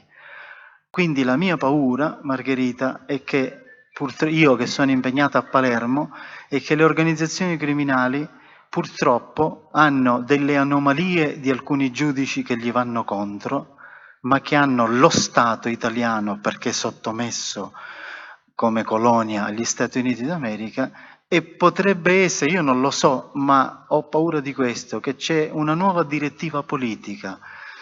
Per 15 anni agli Stati Uniti la mafia non gli è fregato più niente, infatti la Procura di Palermo hanno fatto le operazioni più grandi positive contro la mafia. Adesso può essere che l'America sta dicendo adesso la mafia a noi serve, quindi conviveteci, limitatevi a queste operazioni. Non me l'ha detto nessuno, non ho nessuna prova, ma sono mie speculazioni mentali. Solamente così posso capire perché vengono minacciati e condannati a morte certi magistrati, perché non ce ne sarebbe motivo. La mafia militarmente non è forte come negli anni di Falcone e Borsellino. Quindi per quale motivo una organizzazione criminale condanna a morte? Su Rai 1 Riina ha detto voglio uccidere il giudice Di Matteo, ma per quale? Non c'è logica, se non quella che c'è di nuovo, e per questo il governo Andreotti appoggiò sempre la mafia. Tra l'altro Andreotti è stato dimostrato che era mafioso fino al 1980, lo dice una sentenza.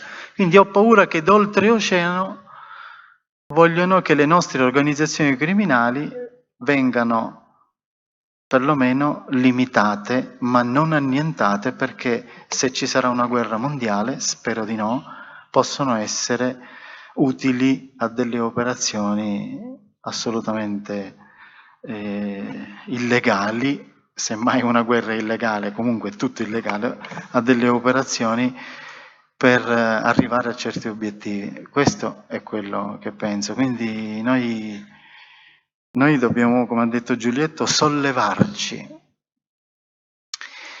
E ci sono ancora, in Italia forse non è accaduto quello che è successo in Francia, e questo è il terzo motivo. Ve ne ho detti 3, tutti differenti, ma sono mie logiche deduzioni. In Italia fare un attentato non è facile per i servizi segreti mettere il segreto militare, perché in Italia ancora, sebbene è un paese mafioso, corrotto, tutto quello che volete, abbiamo una grandissima, e vi prego, quando andate al voto, stateci attenti a quei governi che vogliono fare la riforma della magistratura. Ci vuole una riforma della magistratura, ma non toccate la Costituzione.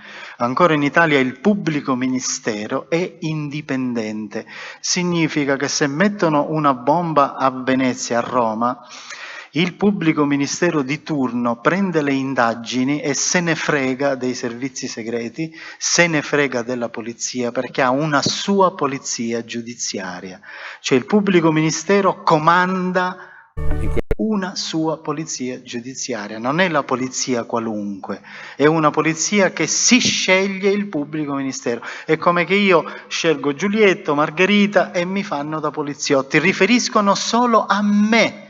Quindi certo che possono fare di tutto, infatti che cosa emerge in Italia dopo 20 anni? Ma solo i pubblici ministeri incorruttibili hanno potuto far emergere che c'erano i servizi segreti. Chi ha fatto emergere a Bologna che sono state depistate le indagini dai servizi? Chi ha messo sotto processo capi dei servizi segreti? I pubblici ministeri incorrotti. Quindi fare un attentato in Italia, certo che lo possono fare, ma devono stare attenti a quei disgraziati dei pubblici ministeri che sono ancora oggi, non tutti, soggetti anomali, ma io li reputerei sacerdoti della nostra Costituzione.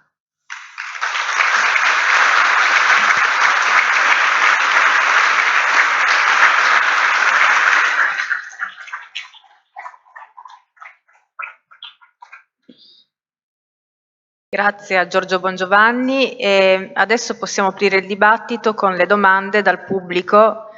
Ci sarà una persona che passa con il microfono per chi ha voglia di fare qualche domanda ai relatori.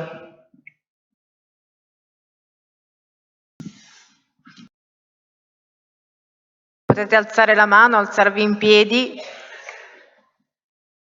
Qui in prima fila c'è una persona.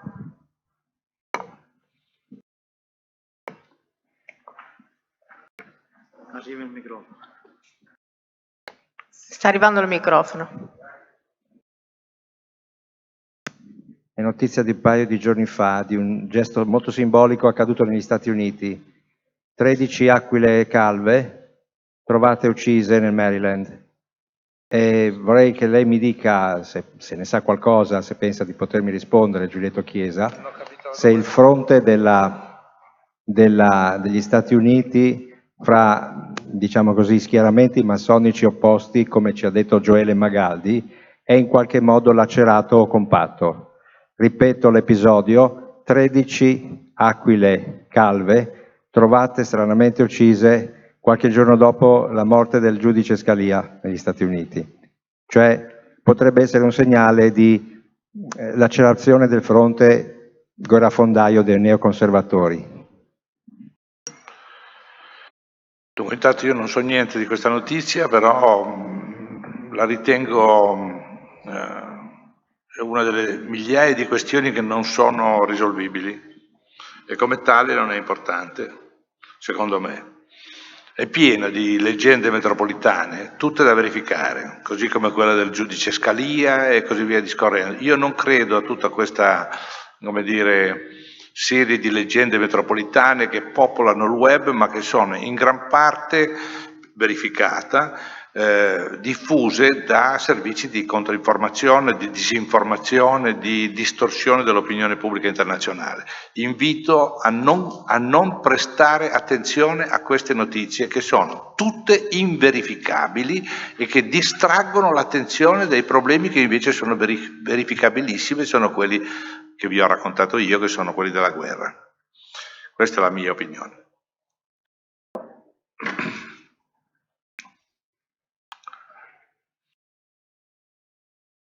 Prego.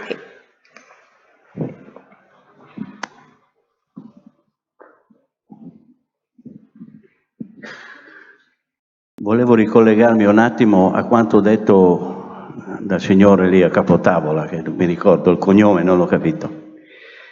Mi ha fatto piacere ascoltare il suo intervento riguardo alla leva.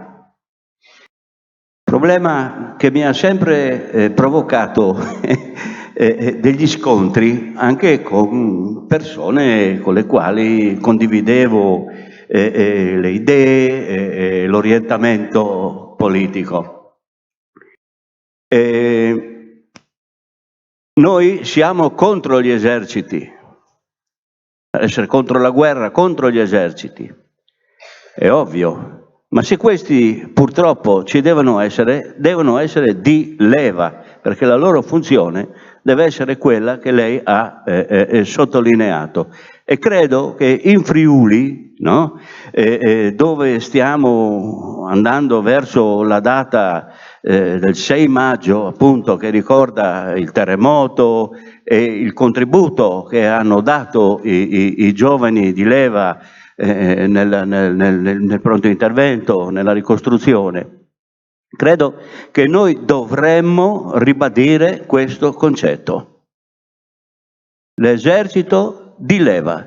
Se fosse possibile nessun esercito sarebbe meglio, però se non si può fare a meno deve essere di leva. È un momento di formazione per la gioventù, di educazione civica, di informatica. Ci sono 1000 modi per preparare i giovani, per dare motivazioni, per per guadagnare quel tempo lì che perdono poi alla fine comunque la gioventù, si sa, con l'occupazione che c'è, eccetera, eccetera, sarebbe un momento importante. Ecco, io volevo solo dire questa cosa qui, che finalmente ho sentito un pensiero affine al mio per quanto riguarda questo problema della leva. Abbiamo altre domande così da fare un giro e poi dare delle risposte tutte insieme? Sempre in prima fila. No, non sentono gli altri. Sì, scusate, volevo solo fare...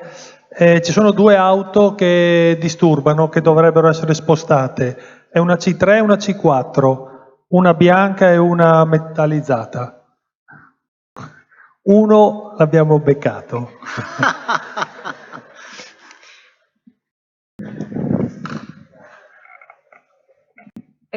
Volevo sapere da Giulietto Chiesa cosa pensa rispetto a Giulio Regeni e se è successo questo nel contesto che ha descritto prima, che significato può avere? Perché anche qua si fanno moltissime ilazioni, teorie, controteorie e via discorrendo. Ecco, ancora il marito, così facciamo in casa. Anni fa pensavo che lo sviluppo e la crescita fosse indispensabile la via d'uscita per una società. Ho cominciato a pensare che in uno sistema chiuso come la Terra non ci può essere soluzione con uno sviluppo e una crescita illimitata. C'è una cosa che non sta in piedi ed è la causa, una delle cause della guerra e della possibile guerra. Poi appunto ho pensato che la decrescita felice fosse l'occasione e il modo per uscire, ma anche qua dopo sono andato a pensare che la decrescita non sarà felice, ma sarà infelice e causa di guerra. Poi la soluzione me l'ha data Altan l'altra settimana e dice che Dio ci ha dato il libero arbitrio, ma Dio non ama il lieto fine. Cioè, per cui non so se sono troppo pessimista. Ecco. Una semplice domanda, secondo voi riusciremo a evitare il TTP? Il TTP.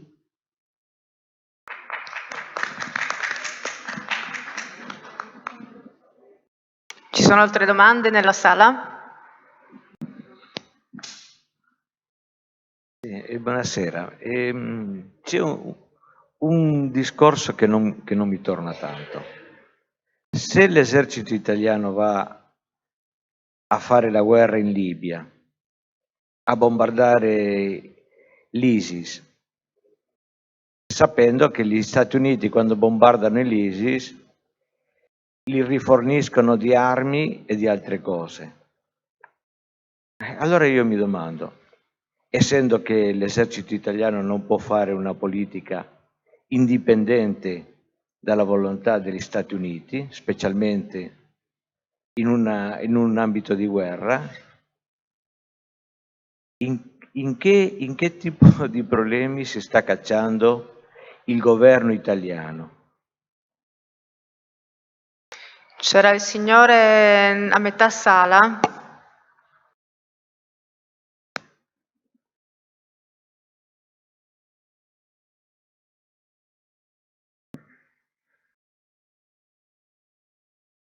Volevo chiedere in che misura possono le religioni risolvere o complicare la situazione attuale nel Mediterraneo. Grazie. Sciiti, sunniti, cristiani e così via. Grazie. Esercito di Baghdad, e mentre Obama dice che non è in grado di controllare la Turchia e l'Arabia Saudita.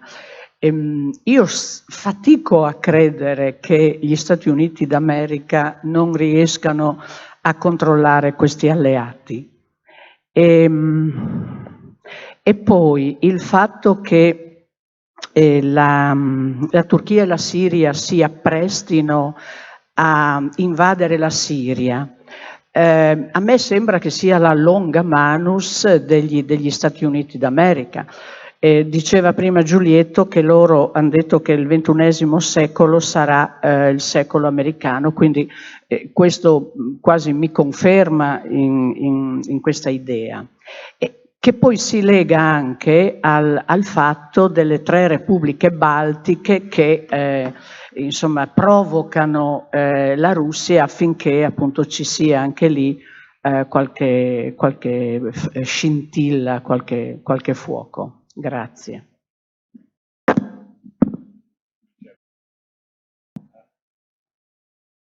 Io vorrei cominciare a rispondere perché le domande sono già tante e poi immagino che anche gli altri 2 oratori vogliono rispondere, però le domande sono molto importanti, tutte. Innanzitutto comincio da quest'ultima. Come mai l'America non controlla?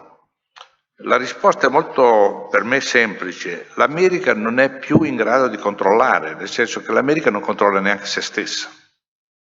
Se voi date un'occhiata a quello che sta succedendo negli Stati Uniti nella campagna elettorale, vi rendete conto a che livello di marasma è arrivato l'impero, cioè il più potente paese dell'impero occidentale, con 2 candidati che sono uno un pazzo, non si può definire diversamente, si chiama Donald Trump, e l'altro una fanatica, come giustamente la definiva Western Tarpley, che se diventa Presidente degli Stati Uniti noi dovremo, come dire, tutti assicurarci sulla vita, perché è una matta completa, la signora Hillary Clinton. Questi sarebbero i 2 candidati che probabilmente si scontreranno per le elezioni presidenziali del più importante paese del mondo, nel senso che è il più armato paese del mondo. Quindi, che sta succedendo negli Stati Uniti? Negli Stati Uniti sta succedendo che c'è un impazzimento della classe dirigente americana. Non saprei definirlo diversamente. Noi siamo nelle mani di un gruppo di dementi, ci tornerò sopra, ma sul serio di dementi, di cui abbiamo tutto da temere. Non è la prima volta che un demente va alla presidenza degli Stati Uniti, sappiamo già che cosa ha fatto. Ha fatto la guerra dell'Iraq inventandosi una guerra e massacrando 1 milione di persone. Quindi non è che dobbiamo stupirci molto. Il presidente George Bush diceva che la mattina alle 8 si alzava e parlava con Dio. Insomma, questo è stato eletto presidente degli Stati Uniti. Se guardate l'elenco dei candidati repubblicani che stanno combattendo contro il matto Donald Trump, scoprirete che sono matti entrambi. Cito questo Cruz, per esempio, questo Rubio. Sono dei pazzi completi. Io ogni tanto ho sentito qualcuno di questi discorsi che fanno, dicono delle cose senza senso, pregano. Rubio va in un comizio e invece di spiegare che cosa vuol far fare all'America, prega. Cioè è una cosa folle, non è più la politica, è un gruppo di persone che sono fuori di testa, secondo me. Quindi Obama ha perso il controllo del paese. Obama non controlla né i servizi segreti né il Pentagono. E perché dico che non controlla? Perché Obama non controlla quello che altri negli Stati Uniti stanno muovendo. Chi è che muove la Turchia e l'Arabia Saudita? Ma sono la CIA e il Pentagono. Quindi c'è uno scontro tra di loro, figuriamoci se sono in grado di controllare il terreno di guerra. Quindi devo dire che Obama ha avuto perfino coraggio di mettersi al tavolo con Putin e sicuramente tra di loro si sono detti: ma chi stai controllando tu? Perché Putin è d'accordo con Bashar al-Assad, lo ha salvato e può dire a Bashar al-Assad: segui i miei suggerimenti, e gliel'ha detto, lo ha convinto. Ma dall'altra parte Obama non sta guidando la struttura di cui dispone e quindi evidentemente si tratta di vedere come va a sciogliersi il problema dello scontro all'interno delle classi dirigenti americane e, se volete più in esteso, che cosa sta accadendo nei vertici supremi del mondo. di cui Obama è portavoce, non è il padrone. L'America non è la padrona. Dietro quelli che noi vediamo in primo piano, che vanno in televisione, di cui si parla, che partecipano alle elezioni elettorali, ci sono delle strutture molto più potenti, che sono le grandi banche di investimento, sono 4 concentrati mondiali che determinano il controllo delle 7 banche americane principali e della Federal Reserve. Questo è l'Occidente. La politica che noi vediamo non è la vera politica. Le decisioni non si prendono nella politica, si prendono nelle strutture del potere finanziario mondiale. E sono loro che determinano tutto. Quindi bisogna vedere fino a che punto questi signori, che non sono tantissimi, io a occhio e croce penso che grosso modo siano 200-300 persone, non di più, che hanno in mano praticamente il controllo di tutta la finanza mondiale. Hanno capito, non hanno capito, dove vogliono andare. Io ieri ho scritto una nota su Facebook ai miei lettori, uno mi chiedeva, ma il nuovo ordine mondiale c'è o non c'è? E io ho risposto, non c'è nessun nuovo ordine mondiale, noi siamo nel più grande disordine occidentale, anzi invece di New World Order, come dico NWO, io direi che sarebbe meglio dire nuovo N disordine occidentale, NDO, perché il nuovo ordine mondiale presuppone in qualche misura che questi qui controllino tutto il mondo, ma non lo controllano più tutto il mondo. La Cina non la controllano, la Russia non la controllano. Almeno 4 miliardi di persone non li controllano più e questo è il grande problema. Vogliono andare allo scontro? Io penso di sì, nel senso che quelli che hanno il potere sul serio sono convinti che riusciranno ad aver ragione, primo della Russia e poi della Cina, in ordine sparso. Non è che le attaccano tutti contemporaneamente. Adesso hanno concentrato tutto l'attacco sulla Russia perché sono convinti, tanto per 2 ragioni. La prima di queste 2 ragioni è che la Russia è l'unico paese al mondo che oggi è in condizione di fermare gli Stati Uniti d'America. Non ce ne sono altri. Guardate il mondo così come oggi lo vediamo ha un solo paese in grado di fermare l'America, perché è dotato di un sistema di armi tali che se l'America comincia la guerra e può distruggere sicuramente la Russia può distruggere l'America. E questo è un rischio che fino a che esiste li fermerà, li spaventa. Loro erano convinti, e secondo me una parte del gruppo dirigente americano è tuttora convinto, che se loro metteranno la Russia, il popolo russo in condizione di grave disordine economico, potranno far cadere Putin e sostituire Putin con un uomo di loro gradimento, come hanno già fatto una volta quando è finita l'Unione Sovietica. L'Unione Sovietica finì, crollò e l'America colonizzò la Russia, mettendo al suo comando un Quisling, un suo uomo che era Yeltsin. Privatizzarono tutto, distrussero il paese, distrussero l'esercito, distrussero le strutture principali dell'economia russa. Ma dopodiché è successa una cosa che loro non avevano previsto, che è arrivato Putin che ha ricostruito in 10-15 anni, ha ricostruito il potenziale militare della Russia e adesso Putin ha un potenziale militare che spaventa l'America. Questo è il problema. Vorranno andare avanti, la pongo così. Se coloro che hanno iniziato questa crisi, all'inizio ho detto perché adesso? Se coloro che hanno iniziato questa crisi sono convinti che la Russia non andrà in ginocchio ma resisterà, il pericolo di guerra è altissimo. Là c'è qualcuno che pensa che se la Russia non crolla la dovranno distruggere, perché sanno benissimo che dopo la Russia ci sarà la Cina e la Cina sarà un ostacolo anche più grave del precedente, solo che la Cina oggi non ha il potenziale strategico per fronteggiare gli Stati Uniti, ma fra 5 anni, 6 anni lo avrà. Del resto, tutto quello che sto dicendo adesso, tanto perché sia chiaro, è già stato scritto.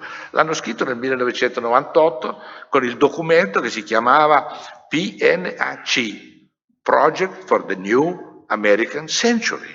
Era già scritto, progetto per il nuovo secolo americano.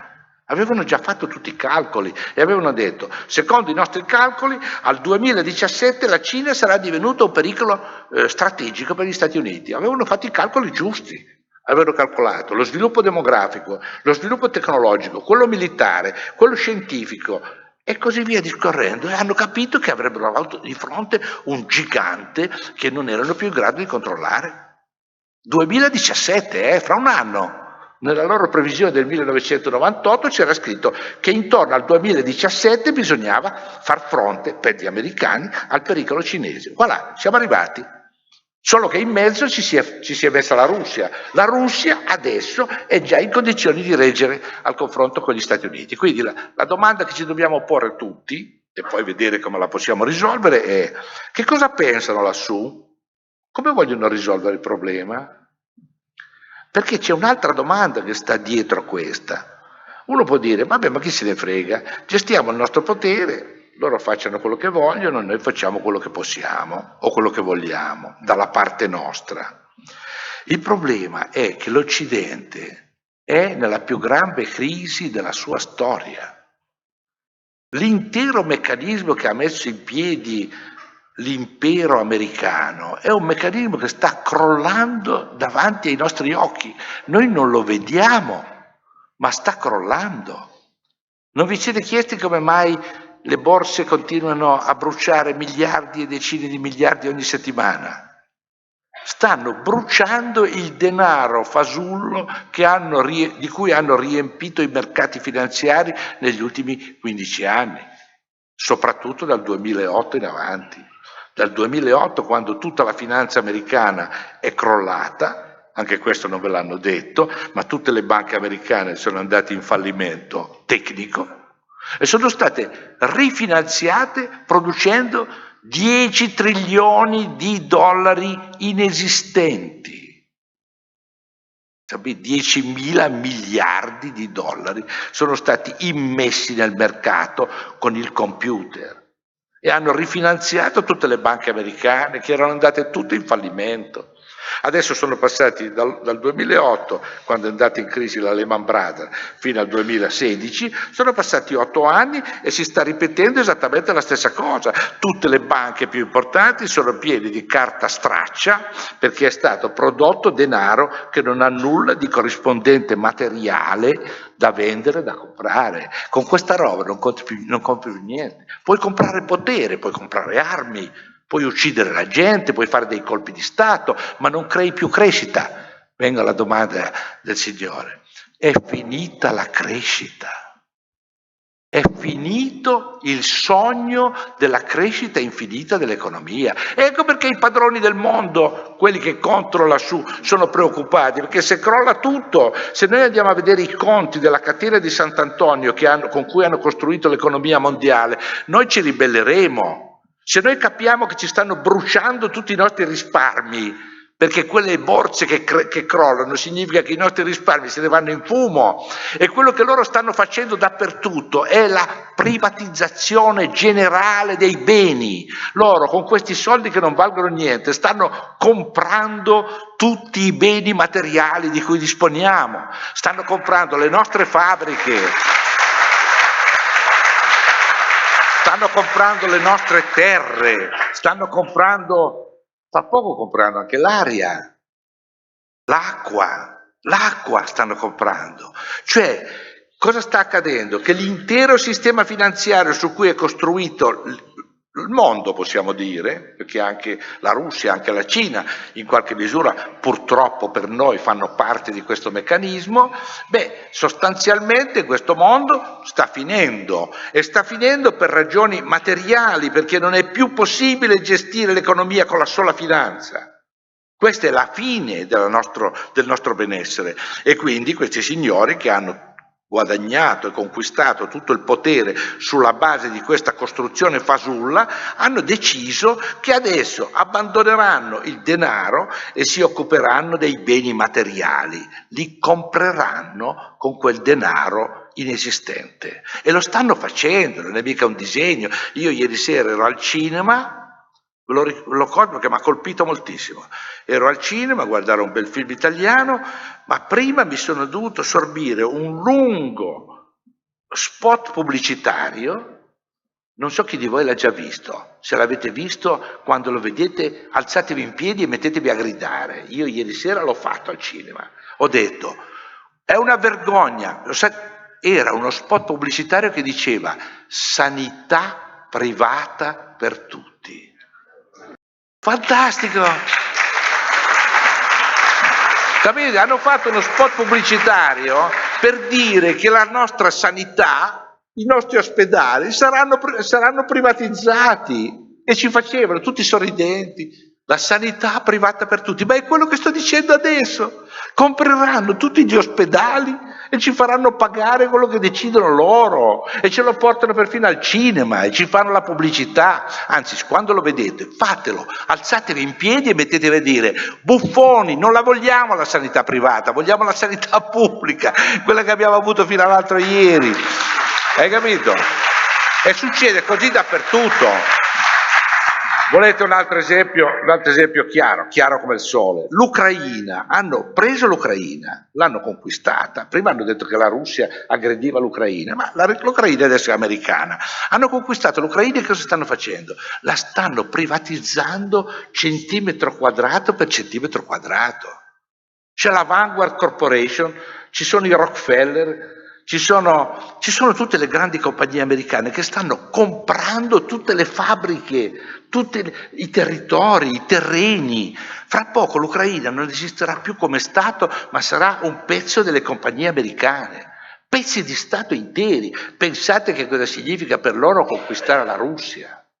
La Russia sono 9 fusi orari con tutte le più importanti risorse naturali del pianeta, è per loro l'Eldorado, loro vogliono la Russia. E capite cosa sta succedendo? Quindi alla fine del processo sarà che tutti noi saremo trasformati in schiavi e loro saranno i proprietari dei beni materiali che restano. Gliene frega assai dei soldi, i soldi li bruceranno tutti. Questi soldi che hanno creato li bruceranno perché non sanno che farsene per renderci schiavi. Questo è quello che la gran parte della gente lo capisce. Naturalmente vai a dire a Matteo Renzi se lo capisce, non lo capisce neanche lui. Figurati, lui e i suoi consiglieri, non se ne parla neppure. Quindi questo è il quadro. Io non lo so quanti di loro lassù in cima siano consapevoli di che cosa stanno facendo. C'è una componente di puro egoismo mostruoso, c'è una componente perfino di gente che crede nella magia, cioè queste cose qui, lassù ci sono gli imbecilli che credono di avere in mano le organizzazioni esoteriche che guidano il mondo. È possibile, quando diventi tanto potente diventi anche altrettanto matto, secondo me, al di fuori del bene e del male. Ma sostanzialmente loro sono gente che non sa che cosa sta accadendo, non hanno mica una ricetta, non lo sanno. Come diceva il Signore poco fa, io ho scritto 2 o 3 libri su di loro, ho cercato di capire la loro psicologia, poi ho capito che la loro psicologia è tutto compreso abbastanza semplice. Loro pensano che si salveranno. Loro pensano sostanzialmente che si salveranno. C'è un bellissimo film, l'ho già citato più volte, 2012, quando è il film sulla profezia dei Maya. Io sono andato a vedere il film e l'ho guardato in questa chiave. Questi film non vengono mica fuori per caso, qualcheduno li pensa, è un segnale, è una specie di rappresentazione di ciò che pensano i potenti e lì si vede, viene descritto in quel film, chi se lo trova davanti se lo vada a vedere e cerchi di leggerlo in questa chiave. E in quel caso è la fine del mondo, ma è la fine del mondo creata non dagli uomini, bensì dal sole. Il sole diventa troppo caldo, riscalda la terra si scioglie praticamente e muoiono 6 miliardi di persone, si salvano 50.000 persone, 100.000 persone. Chi sono quelli che si salvano? Sono quelli che hanno i soldi, $1 miliardo per comprarsi il biglietto sull'arca di Noè. Fantastico, no? Sulle arche che riusciranno a galleggiare sul mare che si innalza fino al livello dell'Everest, e quelli sopravviveranno. Loro sono convinti che pagando... Guarda caso, nel film servono quei soldi per costruirle. Esatto, È curioso questo. Esatto. E si sovvenzionano la propria arca. E dove succede? L'arca viene costruita in Cina. In Cina. Solo Cina, fantastico. La costruzione è stupenda. Le arche per salvare i ricchi si faranno in Cina. Ecco, quando guardi questo film capisci chi ha fatto questo film ragiona perché la sera prima è andata a cena con qualcuno di questi matti e gli ha detto: voi vi salverete. Noi siamo di fronte a dei pazzi, perché solo dei pazzi possono negare le leggi della natura. Costoro negano le leggi della natura, e la natura, come lei ricordava, è una cosa molto semplice. Dice che in un sistema finito di risorse uno sviluppo infinito è impossibile. Noi abbiamo vissuto, loro hanno vissuto, noi non l'abbiamo capito, ma loro hanno vissuto gli ultimi 3 secoli nella illusione che fosse possibile uno sviluppo infinito, cioè una ricchezza infinita. Noi abbiamo creato delle quantità infinite. Il denaro non è una quantità infinita, ma il denaro non esiste in natura.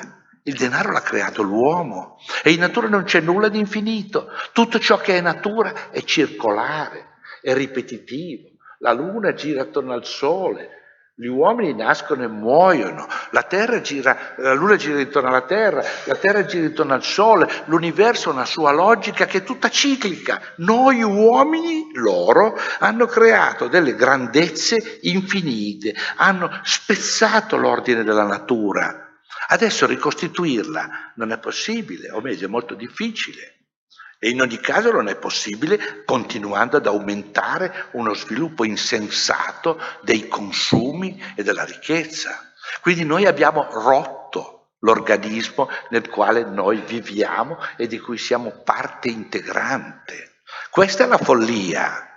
Non si può ragionare in questo in termini politici. Questo è il margine della follia, oltre il quale c'è l'autodistruzione. Ecco perché io penso che noi siamo vicini alla guerra, perché alcuni di questi individui sono pericolosamente fuori dai margini della ragionevolezza. È per questo che siamo in pericolo, perché siamo guidati da persone che non capiscono ciò che sta accadendo. Questa è la risposta strategica, lo capisco che non è tranquillizzante. Non è tranquillizzante. Però insomma il problema è di vedere se riusciamo in qualche misura a ripristinare un discorso razionale. La decrescita, adesso rispondo velocemente alle domande. La decrescita in queste condizioni, io capisco il termine infelice, ne abbiamo discusso tanto, la decrescita felice, lo capisco, si cerca di dire delle cose che non dispiacciono troppo. Ma la decrescita in queste condizioni di diseguaglianza militare è impossibile. Nel momento in cui l'acqua, faccio solo questo esempio, nel momento in cui l'acqua non basterà più per tutti, l'acqua potabile intendo dire, non ci sarà che una soluzione possibile, quella che i più forti andranno a procurarsela e se la prenderanno con la forza. Quando la parte vitale, la nostra aria, sarà non più respirabile, quelli che hanno i soldi si costruiranno le cupole sotto le quali fabbricare l'aria respirabile e gli altri moriranno. Ma non sono cose, io vorrei che fosse chiara, tra di noi siamo tutti amici, ci capiamo, non sono cose che accadranno fra 150 anni. Queste cose accadranno nel corso della prossima generazione, perché siamo arrivati ai limiti dello sviluppo. E tutto ciò che io vi sto descrivendo non è un futuribile imprecisato. La gran parte degli scienziati che si occupano di questi problemi ritengono che noi abbiamo un margine mediamente probabile della metà di questo secolo. Oltre alla metà di questo secolo, il mondo che conosciamo, che ci sta intorno, non sarà più riconoscibile come quello attuale. Una sola cosa, oltre l'acqua, che è un esempio chiaro, perché l'acqua non è infinita, l'acqua da bere non è affatto infinita, l'acqua da bere è un ciclo che impiega 70 anni per ricostituirsi, e quindi se noi ne consumiamo di più non c'è tempo per fabbricare quest'acqua. L'acqua è quella che è, quella potabile, ma anche l'aria, badate bene, è quella che è.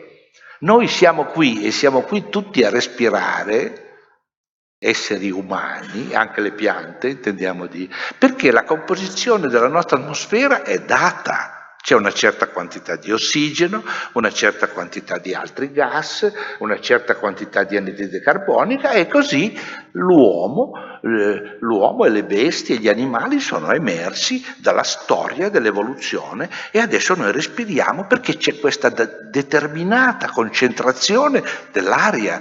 Ma se noi per esempio continuiamo a bruciare anidride carbonica, a bruciare combustibili, diciamo come il petrolio, il gas, il carbone e tutto ciò che non è rinnovabile, noi produciamo una modificazione dell'atmosfera terrestre e della sua composizione chimica, e a un certo punto la sua composizione chimica non sarà più corrispondente alle capacità dei nostri polmoni. Non so se è chiaro. Noi stiamo immettendo nell'atmosfera una quantità, con il nostro sviluppo, sempre crescente, gigantesca e incontrollabile di gas che non saremo in grado di respirare. E quando noi non saremo in grado di respirare, ci sarà una sola soluzione: o noi ci evolviamo come esseri viventi ad alta velocità, ma questo non lo sa fare nessuno, oppure moriremo. E moriremo in tanti. Capite dove stiamo? Stiamo qui. I calcoli dicono che noi abbiamo a disposizione 30-40 anni, oltre i quali non ci sarà possibilità di vivere. E quindi noi dobbiamo ragionare in termini politici questa volta. Chi è che arriva a questa frontiera potente e armato? Colui che arriverà a questa frontiera potente e armato dovrà uccidere gli altri, toglierli di mezzo e vivere. Come vivrà sono fatti suoi. Certo non vivrà tranquillo, sarà un mondo che noi non possiamo neanche immaginare, non possiamo costruire, sarà un mondo dove la gran parte non avrà né luce, né acqua, né cose da vivere, si vivrà sottoterra probabilmente, o sepolti sotto qualche cupola di plexiglass per conservare l'atmosfera. Ecco, questo è il punto in cui ci troviamo. Tocca a noi. Le generazioni precedenti dell'uomo questa esperienza non l'avevano avuta e non potevano averla. Tutte le generazioni precedenti, quelle che hanno preceduto queste nostre generazioni, hanno vissuto in pace con la natura. Questa è la differenza. Hanno vissuto ciclici, non hanno prodotto loro delle modificazioni strutturali dell'ambiente in cui vivevamo. Noi siamo arrivati a un punto in cui la globalizzazione ha investito l'intero pianeta e l'uomo, con la U maiuscola, è diventato il protagonista della catastrofe. Ecco dove ci troviamo. Questo. Quindi le altre domande sono evidenti. Io non ho nessuna fiducia nel senso di pace e di razionalità di coloro che ci guidano. Sono pericolosi perché hanno troppo potere. E quindi in questo contesto la decrescita non potrà essere felice, sarà infelice. Dobbiamo vedere quanto infelice è e quanto riusciremo a ridurre la sua infelicità. Quindi la signora mi dice: lo eviteremo il TTIP.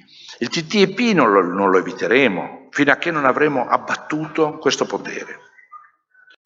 Qui apro una breve parentesi per dire una cosa che mi pare importante, perché tutte le volte che c'è l'interrogativo qualcuno mi viene a dire: ma tu sei per l'uscita dall'euro?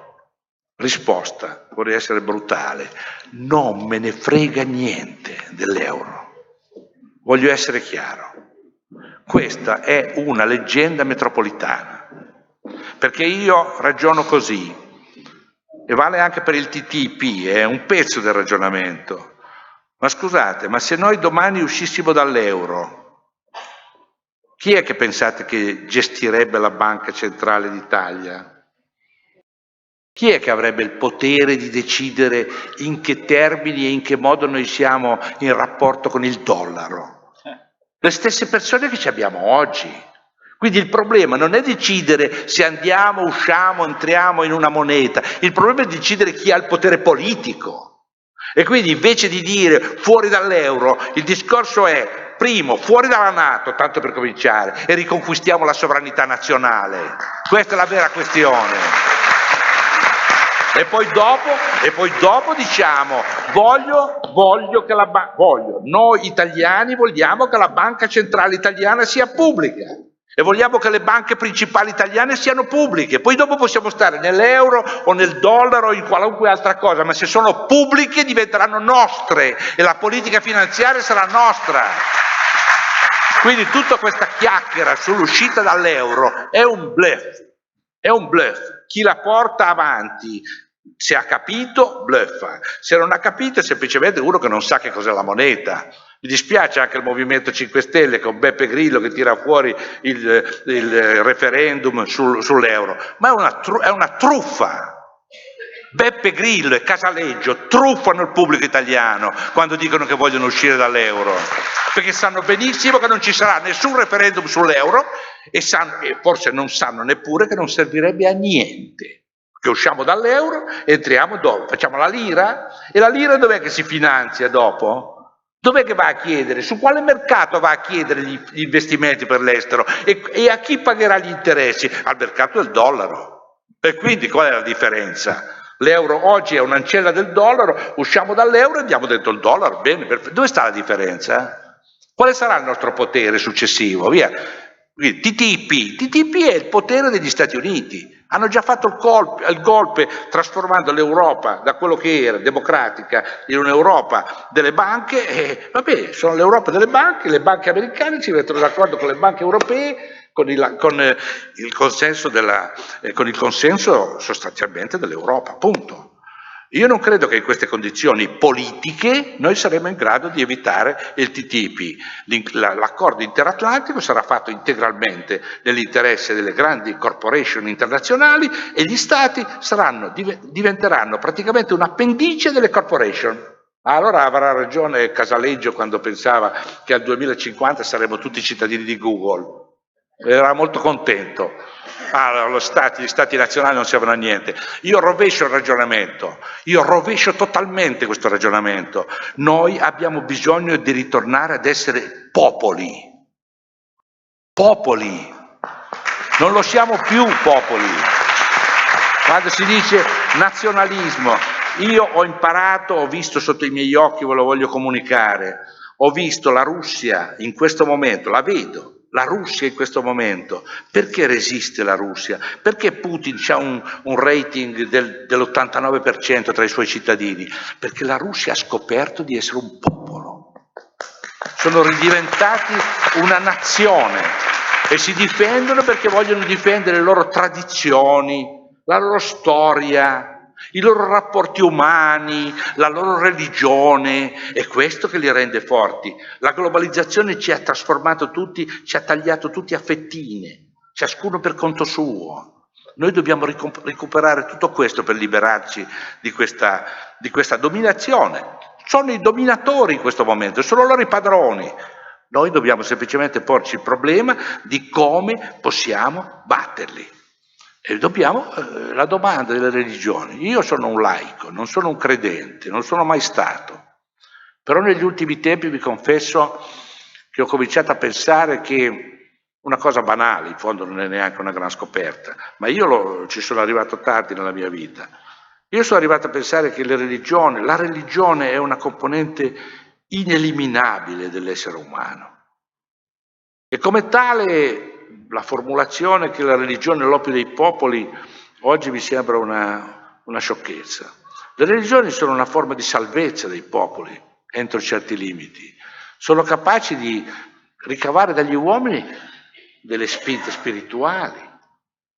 Certo, possono essere anche delle illusioni, magari Dio non esiste così come lo pensiamo noi, ma sicuramente le religioni sono fonte di ispirazione morale. Sono momenti di riflessione che va al di là della propria persona, sono luoghi di incontro tra gli spiriti, sono quindi una potenza.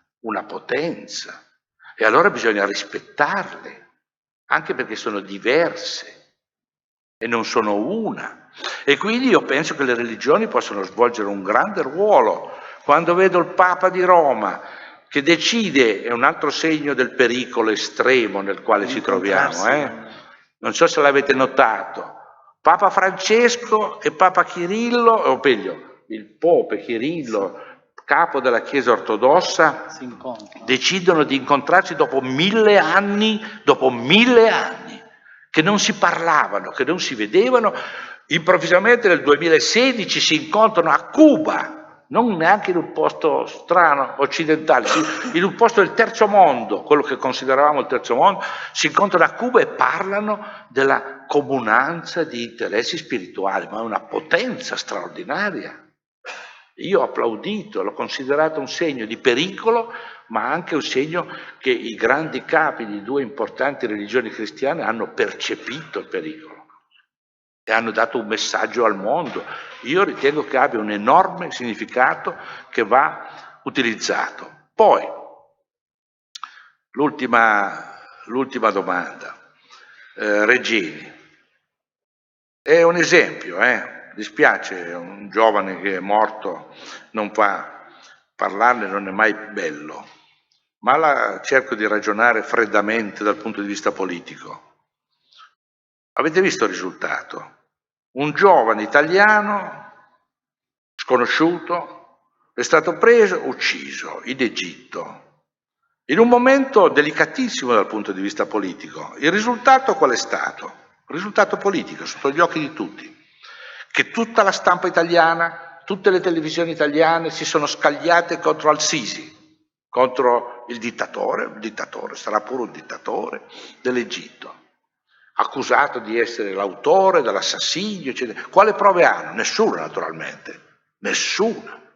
Tutte supposizioni. Non c'è nessuna prova, non sappiamo niente, ma tutta la colpa è andata lì. E allora io penso alla differenza, l'ho scritto anche su Facebook. Qualche anno fa, nel 2011, è stato ucciso Vittorio Arrigoni. Situazione analoga. Vi ricordate questo scandalo? Silenzio. Non ha reagito nessuno. Vittorio Arrigoni è stato ucciso in Palestina. Perché non ha reagito nessuno? Perché c'era il sospetto molto forte che fosse stato Israele che l'ha ucciso. Ma nessuno ha reagito, silenzio. Perché stava con i mujahideen, con i palestinesi, perché aiutava i palestinesi nella striscia di Gaza e quindi non era il caso di fare tante lacrime. Nel caso di Giulio Regeni tutta la stampa si è emozionata e tutta la stampa ha detto che il colpevole era al-Sisi, in un momento delicatissimo in cui l'Italia, per esempio, aveva ottimi rapporti con l'Egitto. I nostri capi di governo, lo stesso Renzi, è andato a firmare importanti contratti col gas. E allora mi viene in mente quello che diceva adesso Giorgio. Guardate che lì c'è qualcuno che voleva usare questa situazione. E in questo caso anche contro il governo italiano. Certo. Perché evidentemente non piaceva che l'Italia avesse un rapporto con l'Egitto. E quindi bisognava trovare il sistema. E hanno trovato il sistema. Hanno preso un povero ragazzo che stava al Cairo, italiano, l'hanno ucciso. Chi l'ha ucciso io non lo so, ma lo scopo politico mi è chiaro. Lo scopo politico era questo. E quindi, attenzione, perché questa è la classica operazione come dicono gli americani, operazione sotto falsa bandiera. False flag operation, cioè cos'è un'operazione sotto falsa bandiera? Di uno che fa un'azione, ma mentre fa questa azione pensa al modo con cui riuscirà a convincere tutti quelli che guarderanno questa azione che l'ha fatta al suo nemico. Certo. E quindi quando voi vedete un attentato terroristico e vedete immediatamente che tutte le fonti di informazione additano un certo colpevole, potete essere certi che il colpevole sta da un'altra parte. La prova del 9 nel caso di Regeni è esattamente questo che io vedo. Naturalmente ho a disposizione tanti elementi quanti li avete voi, ma uso la mia testa e la mia esperienza. E infine rispondo brevemente, poi risponderai anche tu alla domanda sulla leva. Io sono stato contento di sapere che tu venivi a parlare qui di questa cosa, perché da tempo, e i miei amici lo sanno, che io ho sollevato lo stesso problema, con meno competenza. E cioè che io ritengo che il suo ragionamento sia perfetto. L'esercito professionale rende possibile le guerre professionali. È solo questo. Così non si ha bisogno di dichiarare guerra. Allora, in questo senso io, e per due ragioni. Primo, la dico sinteticamente, se ci fosse una guerra come quella che ci sarà, se non la fermiamo, l'esercito di cui disponiamo oggi non servirà a niente, nulla, durerà una settimana. Non ci serviranno gli F-35, non ci serviranno i carri armati, i cannoni, i camion, niente servirà, perché verrà annientato tutto nello spazio di una settimana dai missili che arriveranno dall'alto. Quindi spendere, come facciamo oggi, 80 milioni di euro al giorno, per tenere in piedi questo apparato militare, non serve a nulla, è un suicidio inutile. E quindi, giustamente, io concordo in pieno, un esercito di leva sarebbe un esercito popolare e quindi democratico. E sarebbe un esercito che ci può aiutare a fronteggiare i veri pericoli che abbiamo. I veri pericoli che abbiamo è lo sconvolgimento del contesto in cui viviamo. Sono le alluvioni, sono i disastri ecologici, sono gli incendi, è tutto quello in cui saremo soggetti. E questo esercito che abbiamo oggi con i fucili mitragliatori non servirà a niente. Io vivo a Roma, esco stamattina per prendere il treno e cosa vedo? Nella fermata della metropolitana ci sono due giovanotti che hanno un mitra in mano. Nulla serve questa roba. Non ci serve a niente, è un'immagine, un trucco.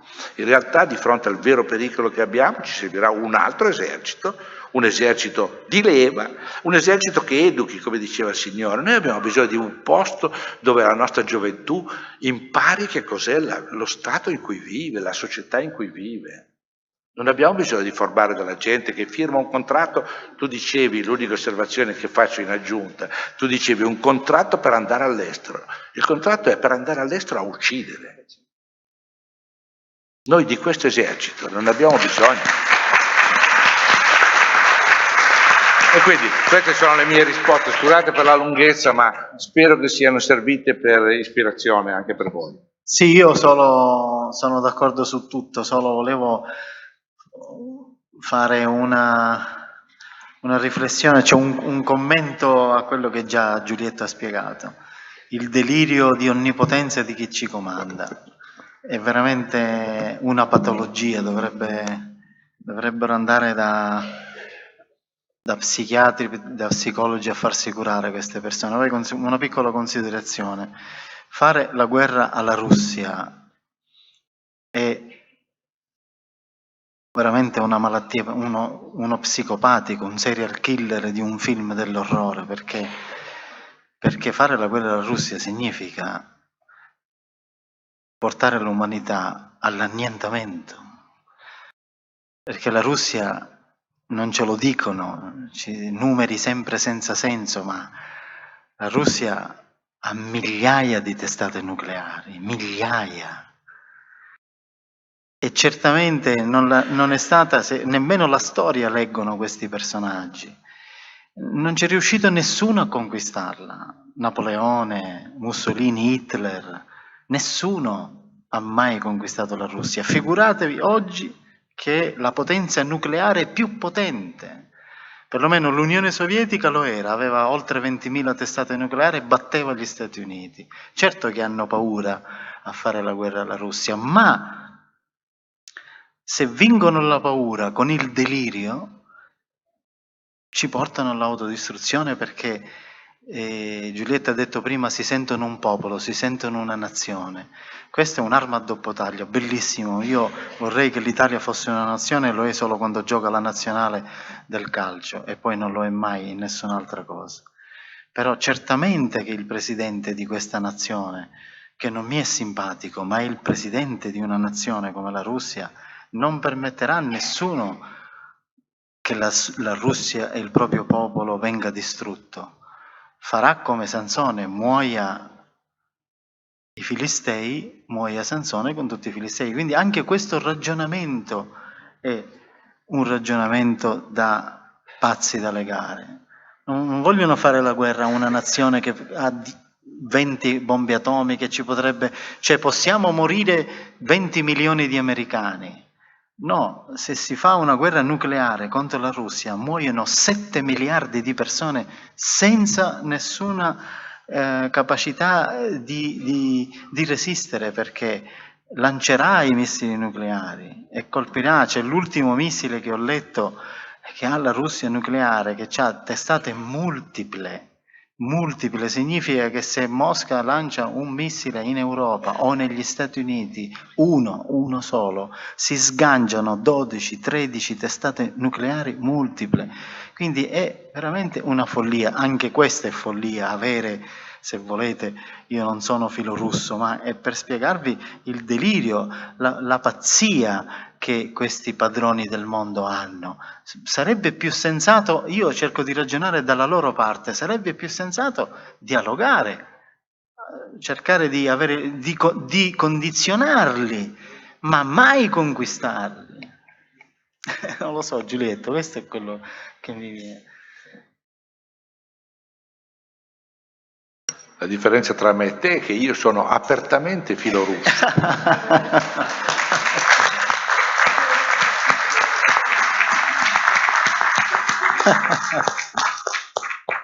C'è anche di più, che fai parte. Dicono in mezzo alle stupidaggini. Solo una cosa che volevo domandare, che volevo dire, che Sì. noi possiamo fare uscire da NATO, che sono paesi europei e forse Italia deve essere prima, ma uscire dalla NATO e non entrare in NATO. Questi paesi che adesso provano a metterli dentro, che fanno le pressioni finanziarie, se esce Italia dalla NATO è una grande, grande cosa. E se comincia Francia a uscire dalla NATO, è questo come un primo passo. Se si può fare, ecco quello, come farlo, uscire dalla NATO, è quello. Giusto ho aspettato, no? Ho atteso un pochino, anche perché la domanda del Signore mi permette di passare ad un altro aspetto legato alla eventuale, alla possibilità, all'opportunità di operare una riforma delle Forze Armate. Da una parte c'è il tema, diciamo, prevalentemente etico, no? della responsabilità che ci portiamo addosso, in quanto appunto con questo esercito professionale noi ci siamo garantiti la possibilità di essere un paese belligerante, apertamente belligerante per 20 anni. Questo è un aspetto. Ma l'altro aspetto che mi preoccupa moltissimo, e forse anche di più, è l'uso interno delle Forze Armate. Allora, io ho fatto il militare in un anno cruciale, nel 2001. 2001, se vi ricordate, accade Genova e poi subito dopo, completamente slegato, però l'11 settembre. Io ero in caserma in quell'anno, l'ho fatta molto tardi, l'ho fatta a 27 anni per ragioni di studio. Bene, nel luglio 2001 ero a capo della guardia, quello è l'unico momento in cui in caserma ti danno un fucile carico, no? Quando hai la responsabilità della guardia. Ero caporale, quindi sotto di me avevo i soldati. Ecco. La mia compagna era a Genova, e non solo la mia compagna, moltissime altre persone, conoscenti, amici, erano a Genova in quei 2 giorni, mentre io facevo la guardia in quella sperduta caserma. Quando ammazzano Giuliani, Carlo, il sabato, la domenica, anche nella mia caserma, e suppongo quest'ordine fosse stato diramato a tutte le caserme d'Italia, viene impartito, diciamo, il primo livello di allerta, che è quasi niente, d'accordo? Anche perché poi in quel caso a Genova bastarono i normali reparti mobili di polizia, carabinieri, guardia di finanza per massacrare di botte tutte quelle persone. L'esercito non era assolutamente utile. In ogni modo, se fosse stato fatto uscire l'esercito, ci saremmo trovati di fronte ad un colpo di Stato. Bene, persone come me, che fanno il militare, che in quel caso facevano il militare per un anno, vivevano il comando e la stessa, diciamo, appartenenza a questa organizzazione militare come una parentesi. La mia vita, la nostra vita, era prima e dopo della caserma, prima e dopo della naia. Mi spiego, i miei affetti, cioè tutto ciò che era altrove rispetto alle forze armate. Questa è la più grande garanzia democratica che possiamo avere, perché quando noi invece dipendiamo in tutto e per tutto, il mutuo della nostra casa, la vita di ogni giorno, quello che dobbiamo comprare al supermercato, dipende dallo stipendio che ci passa il Ministero della Difesa, perché noi siamo professionisti e quella non è una parentesi, quella è la nostra vita. D'accordo? Sto parlando della truppa, i professionisti ci sono sempre stati, è impossibile che non ci siano, ufficiali, sottufficiali, c'è una quota sempre in qualsiasi esercito di persone che lo fanno bene, ma la truppa, che è la base, la leva su cui poi agiscono le forze armate in qualsiasi caso, è stata trasformata con l'esercito professionale in un corpo sociale separato, pericolosamente separato. E questa è un'altra riflessione che andrebbe, cioè è una cosa fra l'altro che io ho capito perfettamente proprio facendo il militare quell'anno lì. Ecco, quindi cioè, quando si considerano, no? E questa poi fra l'altro dovrebbe anche farci capire come mai quando venne decisa la riforma dell'esercito professionale per rispondere alla chiamata alle armi statunitense nei primi anni 90, passò a tavolino, vinse, cioè, ad eccezione dell'opposizione in Parlamento di un unico partito, che al tempo era Rifondazione Comunista, da lì a destra tutti quanti erano favorevoli. E la vulgata qual era? Liberiamo i giovani italiani dal fardello della leva. Passò chiaramente come un grande boato liscia come l'olio questa cosa, salvo poi imporla, come succede negli Stati Uniti e ovunque esista la forma professionale, alle classi più disagiate della società e nel nostro caso a una certa parte di territorio nazionale, no? Perché è evidente, cioè negli Stati Uniti pensate addirittura vengono mandati a fare la guerra i non cittadini americani, con la carota della cittadinanza, della green card. E nei nostri governi che si sono succeduti, ben 2 ministri della difesa hanno a un certo punto ventilato questa possibilità, cioè quella di arruolare extracomunitari con la carota della cittadinanza. Capite bene, io non ho assolutamente niente, ma niente contro i migranti, però capite bene che quando uno è disperato, ecco, quella è il punto di partenza per qualsiasi, cioè gli si può chiedere qualsiasi cosa, no? Se invece noi immaginiamo di tornare ad una forma di organizzazione militare dove i cittadini entrano e sono prestati per un periodo di servizio, abbiamo qualche garanzia in più che quello possa non diventare un giorno lo strumento dei grandi di cui si diceva prima, o quantomeno che possa incontrare qualche forma di opposizione. Diversamente no. Ecco, questa è...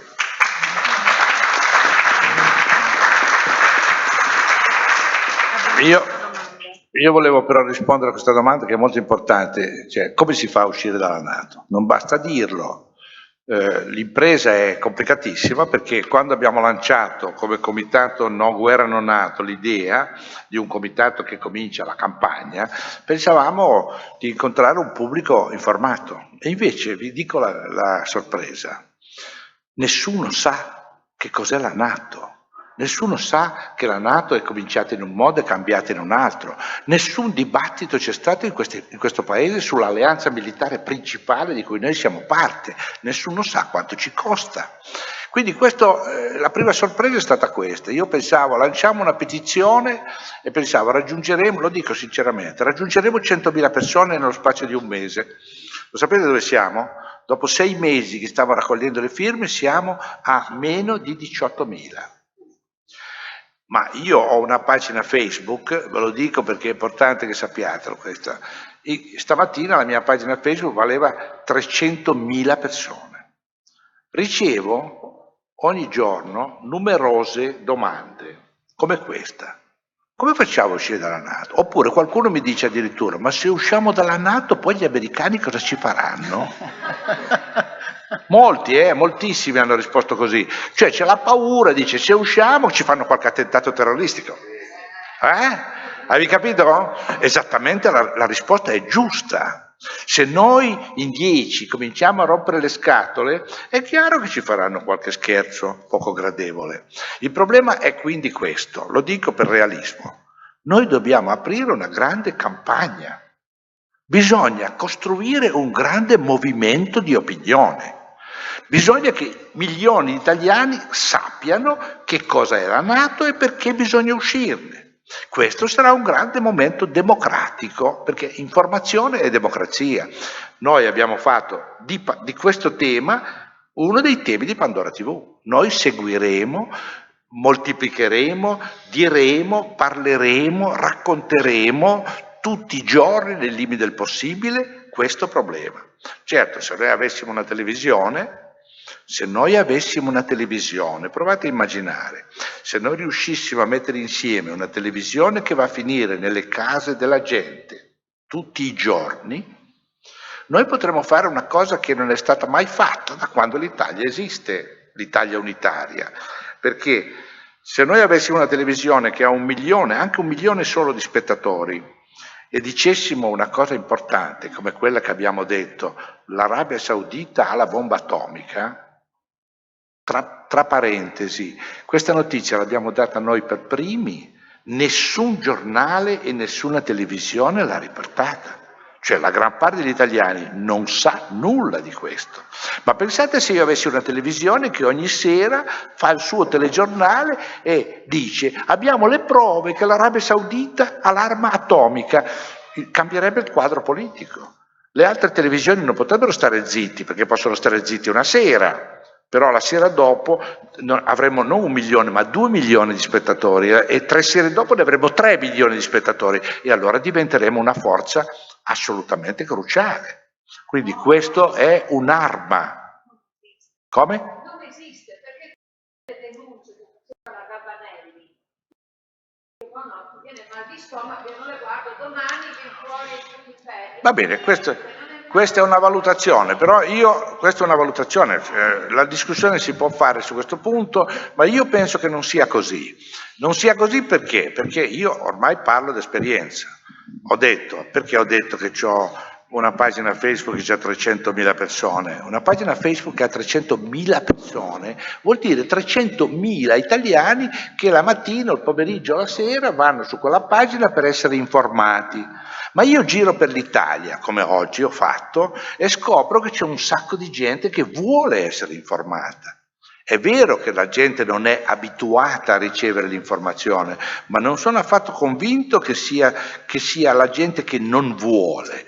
Noi dobbiamo offrire loro la possibilità di scegliere. Finora non ce l'hanno avuta e se non ce l'hanno avuta non possono sapere che si può scegliere. Finora qualunque canale che loro accendono gli dice la stessa cosa, praticamente. Io gli voglio offrire un canale che gli dirà un'altra cosa.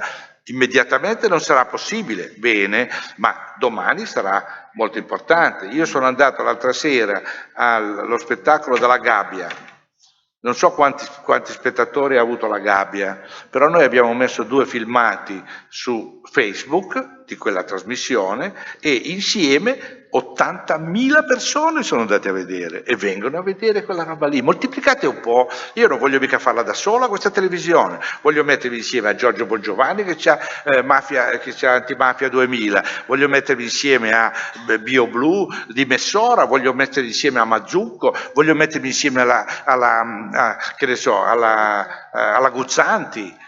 Tutta questa gente ha un pubblico. Se io metto insieme questa gente qui, già ora noi avremo un pubblico di 2 milioni e mezzo di persone ogni giorno e potremmo fare una controazione micidiale. Io li conosco, quelli che stanno seduti dietro le scrivanie della RAI. Questa è gente che ha paura anche della sua ombra. E se noi li mitragliassimo tutti i giorni con 10 notizie che loro non danno, come facciamo già adesso con Pandora, il nostro telegiornale, andatela a vedere, le nostre news su Pandora non le dà nessuno. Siamo gli unici che diamo quelle informazioni. Provate a immaginare che invece che essere 100.000 persone o 80.000 persone lo guardano 2 milioni di persone. Cambia la faccia del problema da così a così.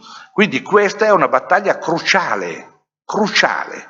O noi non rompiamo il meccanismo informativo che hanno governato loro, che ci domina e domina le nostre, o noi saremo perduti, non potremo vincere nessuna battaglia, perché oramai siamo nel punto in cui il conflitto non è tra le idee buone e le idee cattive, non è più questo, il conflitto è tra le idee che si possono trasmettere e le idee che non si possono trasmettere.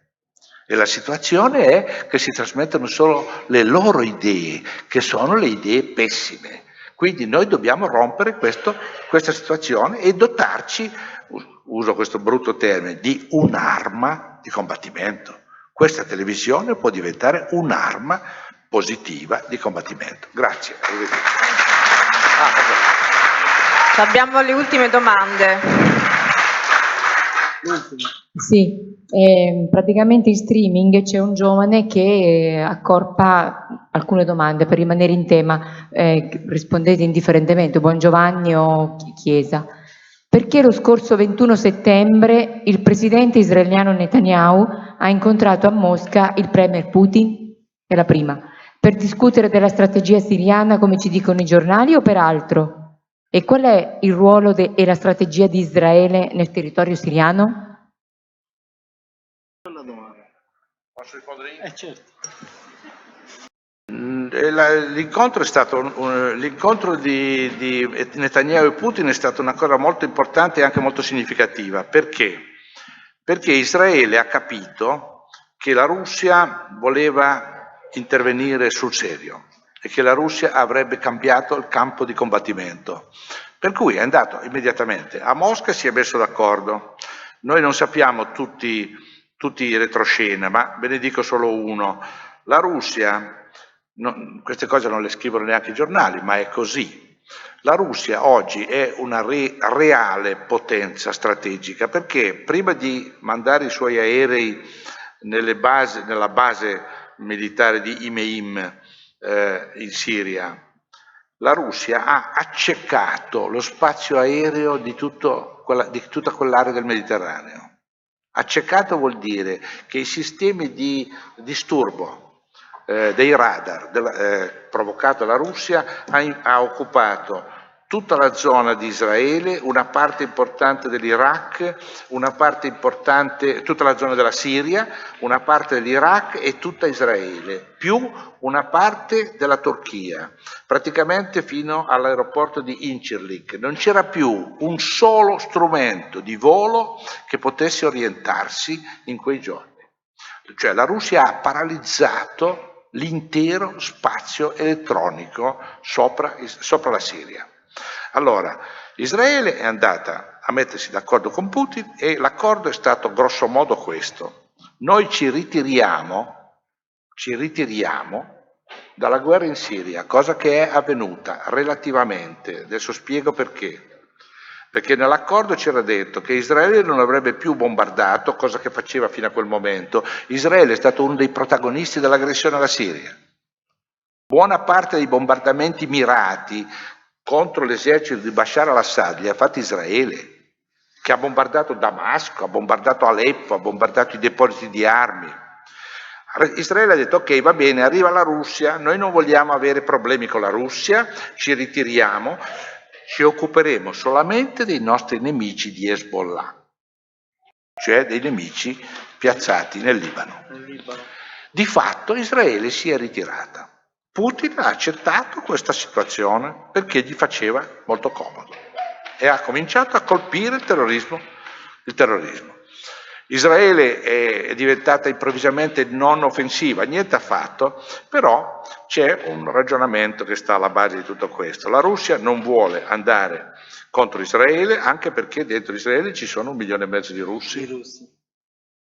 Un sacco di russi sono lì, Putin l'ha detto apertamente, noi abbiamo un interesse nazionale, in qualche misura anche in Israele, quindi non vogliamo andare contro i russi di Israele, purché Israele si astragga e si tolga dai piedi. Così che è avvenuto. È stata una mossa, secondo me, molto intelligente da parte di Putin, ma è stata una mossa dettata dal cambio dei rapporti di forza. Dopo di allora la Russia è diventata la dominatrice del campo e ha letteralmente liquidato Daesh, perché parliamoci chiaro, in questo momento l'esercito islamico è sulla ritirata su tutti i fronti, sta scappando dappertutto, Aleppo è stata riconquistata, Homs è stata riconquistata, Damasco è in gran parte riconquistata.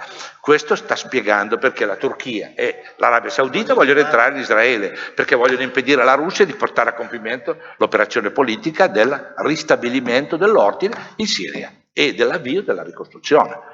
Questo l'ha capito Obama, per fortuna Obama l'ha capito Erdogan e i sovrani sauditi a quanto pare non ne vogliono sapere, quindi siamo legati a questa situazione.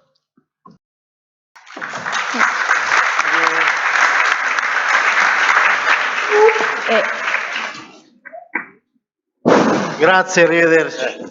Se riesce a chiudere il documento sintetico sarebbe utile, perché lo possiamo, io lo userei subito per andare a parlare, non con Beppe Grillo per la legge, ma no, con quelli non c'è.